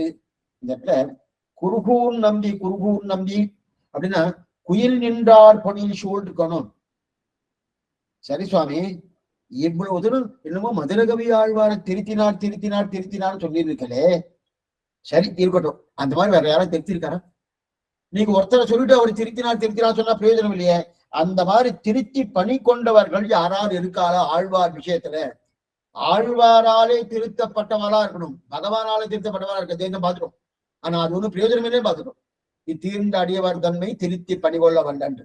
ஆனா ஆழ்வாராலே திருத்தப்பட்டவா யாரா இருக்காளன்னா அதுக்குதான் புயல் நின்றார் பொருள்சூர். அது என்னமா சுவாமி, ஆழ்வாராலே திருத்தப்பட்டவா இருக்கான்னு கேட்டா குடில் நின்றார் பொருள்சூர் சொல்றேன்னா, ஆழ்வார் தேர்ல இருக்கும் புயல் இருக்கு இல்லையா, அந்த புயலே தெரிஞ்சு விட்டோம். புயல் தெரிந்ததுதான், கேள்விப்பட்டதே இல்லையா சுவாமி? எனக்கு தெரிஞ்சிருக்கேன். எப்படி இருக்க பாருங்க. ஏன்னா இப்ப அது பாடுறதுன்னா ஆழ்வார் என்னென்ன கத்து கொடுத்தாரோ அந்த கத்து கொடுத்த பண்ணிதான் அந்த திருவாய்மொழி யார் பாடுறாரோ அந்த குயில்களை நல்லா பாடுறது. குயில் நின்றார் பொடிசூழ் குயில்னா ஆழ்வார் என்னென்ன மட்டும் இல்ல, ஆழ்வார் சிறந்த அப்படி குழப்பு பாடுவார். இந்த பகவா வரவே இல்லையா முடிச்சு முதல்ல 2ஆம் பத்து ஆரம்பம் ஆச்சரியமா திரும்பிக்கிறார். என்ன கடைசி பாசனம் முதல் 10 கடைசி பாசனத்துல முடிச்சோடனே 2ஆம் பத்து முதல் ஆரம்பமே என்ன பண்றாருன்னா, இவர் எங்கெங்கயோ கூப்பிடுறாரு, யாரையோ கூப்பிடுறாரு, நாரையோ கூப்பிடுறாரு, கொக்கோ கூப்பிடுறாரு, எத்தச்சோ கூப்பிட்டு உன்னையே சமப்படுத்திருக்காளா, உன்னையே சமப்படுத்தல, நானும் சமப்பட்டுக்கிறேன், அப்படிப்பட்ட திருமாலால் நானும் சமப்பட்டிருக்கேன் அப்படின்னு தெரிவிக்கிறா இல்லையா. வாயும் திரையகுலம் காணல் மடனாரா ஆயம் அமரலகம் துஞ்சலிங்கி துஞ்சாயா நோயும் பயலமயம் நீபி உரை எம்மே போல் நீயும் திருமாலால் நெஞ்சம் கோட்பட்டாய அப்படின்னு குழம்பி பாடுறாரணும். இப்ப கிளி எப்படி பாடுறதுன்னா அதே போல பாடுறோம். ஆழ்வார் எப்படி பாடுறாரோ அதே பாடுறதான். அவர் எந்த நிலையில பண்ணுவோம் கொஞ்சம் கூட குயில் மாத்ததான். ஆழ்வாருடைய நிலை என்னவோ எப்படி எதை மாத்திரம்னா அவர் பெருமாள் விட்டு தீர்த்தி தவிக்கும் போது ஆற்றாமையில பாடுறாரணும். ஆற்றாமையில அப்படின்னா அவர் பிரிஞ்சுட்டேனேன்னு அப்படின்னு தாய் பாசுரம் என்ன, அதே போல இருக்கக்கூடிய தோழி பாசுரம் பிரிஞ்சு பாடுவார். அந்த பிரிஞ்சு பாடுறச்சே இவ என் செய்கின்ற பாடுறச்சே அதே போல அந்த குயில் என்ன பண்றதுன்னா பிரிஞ்சு பாடும்போது எவ்வளவு வருத்தத்தோ பாடுறதோ அதே போல வருத்தத்தோடு பாடுறதான். ஏதாவது நித்தியம் பண்றதுதான். அது என்னமா சுவாமி பாடுறா கத்து கொடுத்துருக்காரு. அந்த மாதிரி இது சில பேர் ஒரே காலக்ஷேபம் கேட்டா வச்சுக்கேன், ஒருத்தட்டே காலக்ஷேபம் கேட்டா வச்சுக்கோ, அவன் எங்க பேசுறானோ அந்த காலக்ஷேப அதிகாரி என்னவா பேசுவாரோ அதே திருப்பி பேசுவார். ஒண்ணுமே இல்லை, இதுலயே திருப்பி பேசுறான்னா ஆழ்வாருடைய அனுகிரகம் பெற்ற அந்த குயில்கள் சொல்லாதன்னா அந்த மாதிரி கத்து கொடுத்துருக்காருன்னு திருவாய்மொழி எப்படி இருக்கோ அது அவர் சிரிச்சு பாடினா இவரும் சிரிக்கிறது, அவ அழுது பாடினா இவரும் அழுது பாடுறார். அவ எந்த நிலையில பாடுறா ஆற்றாமையில பாடினா அதே போல குயிலும் ஆற்றாமை பாடுது. அவ சேர்ந்து பகவானோட சம்ஸ்லேஷன்னா அவரோட சேர்ந்து இருக்கிறது, விஸ்லேஷனா பிரிந்து இருக்கிறது. சேர்ந்து இருக்கும்போது ஓகோன்னு ஆகோன்னு பாடுவார், ஓஹோன்னு பாடுவார். இவனும் இந்த குயில்களும் ஓகோன்னு பாடுறது. பிரிஞ்சு இருக்கும் போது என்னவா இந்த மாதிரி பிரிஞ்சிருக்குன்னு அடறாரணும். குயில்கள் அது மாதிரி அழுதுண்டே பாடுறது. இத்தனையும் உண்டு இல்லையா? அதைத்தான் தெரியும். அது மட்டும் இல்ல, காணவாரா என்றென்று கண்ணும் வாயும் துவந்து அடியேன் நாடி நன்னா தளவந்தால் இறங்கி ஒரு நாள் நீ அன்றோ காணவாராய் கருணாயுருதுக்கம் கருமாமானிக்க 4 நாள் மலை போல் சுடசூதி முடிசேர் சென்னி அம்மானின் பாசம். அந்த பால விட்டு காணவாராய் தெரிவிக்கிறான் இல்லையா? அதுக்குதான் ஆழ்வார் எப்படி பாடுறாரோ அதே போல குயில்கள் பாடுறது 2 பாசனம் எடுத்திருக்காரு. காணவாராய் என்றென்று இது ஒரு பாசனம்.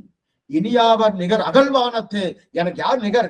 அந்த பகவானை பாடுவதற்கு ஏற்கம் பெரும்புகள் வானவரீசன் கண்ணன் தனக்கு ஏற்கம் பெரும்புகள் வன்குருகூர் சிறகோபன்னு இந்த ஆழ்வார பாடத்துக்கு எனக்கு நிகர் யார் அப்படின்னு, அந்த பூலோகத்துல எனக்கு நிகர் யாரும் கிடையாதுன்னு அப்படி மார்பன் நிமிர்த்து ஆழ்வார் பாடுறாருனோ அதே போல குயில்களும் தன்னுடைய மார்பை நிறுத்தின்னு பாடணும். ஒண்ணு விடாம அப்படியே பாடணும். அப்ப அதுவும் பாடுறதுனா அதுவும் எப்படி யோசிக்கப்படும்? அப்ப அந்த ஊர்ல இருக்கக்கூடிய புயல் அவரை கண்டு நல்லா புரிஞ்சுட்டு இருக்குன்னா அப்புறம் நம்ம பண்ண மாட்டோம். அப்ப வந்து தெரியாது, இரண்டையும் பாடும் புயல். அப்ப நான் அந்த பாட்டை கேட்டு கேட்டு குயில் அந்த பாசுரத்தை திருப்பி சொல்றதுன்னு திருப்பி சொல்லும் போது மாத்தவே மாத்தாது. குயில் மாத்தமா காணவாராய் காணவாராய் என்றென்றும் சொன்னாலே இதுவும் அது காணவாராய் அழுகிறாருன்னு இன்னும் வரலையே அழுதுட்டு இருக்கலாம். குயிலும் அழகான் அதே போல அழந்திருக்கு. அதே போல இனியாவன் நிகர் அகழ்வானத்தை சொல்லிச்சு. அவன் நிமிர்ந்து பாடும்போது குயிலும் அதே ஒரு நிமிர்ந்து பாடுறது இல்லையா? அவன் நிமிரும் போது நிகழ்றது, அழும்போது அழாடுது, ஆனந்தப்படும் போது ஆனந்தப்படுறது. இதெல்லாம் எப்படின்னா ஆழ்வார் முன்னுரி சொல்ல இது பின்னுரி சொல்லும். விஷயத்தோர்ஜேத்வா வாஜவஸ்தோ பாஜவஸ்து தேவோ வஸ்தவிதா பிராப்யது சிரேஷ்டதமாய கர்மனே அப்படின்னு முன்னுரி சொல்லுவா. அதிகாரி பிராமணால் சொல்லுவா. உடனே அதுக்கு இருக்க ஒரு சிஷ்யாலா விஷயத்வா வாஜவஸ்தோ புஸ்தகமே கிடையாது.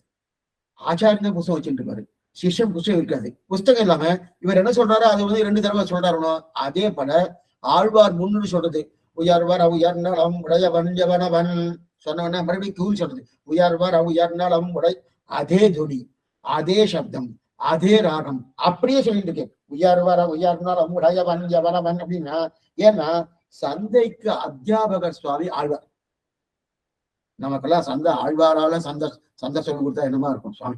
நல்லா இருக்கும் சுவாமி. ஆழ்வார சந்தை கொடுத்துருக்காரு. அப்பனா அதுதான் குயில் நின்றால் மகிழ்ச்சி.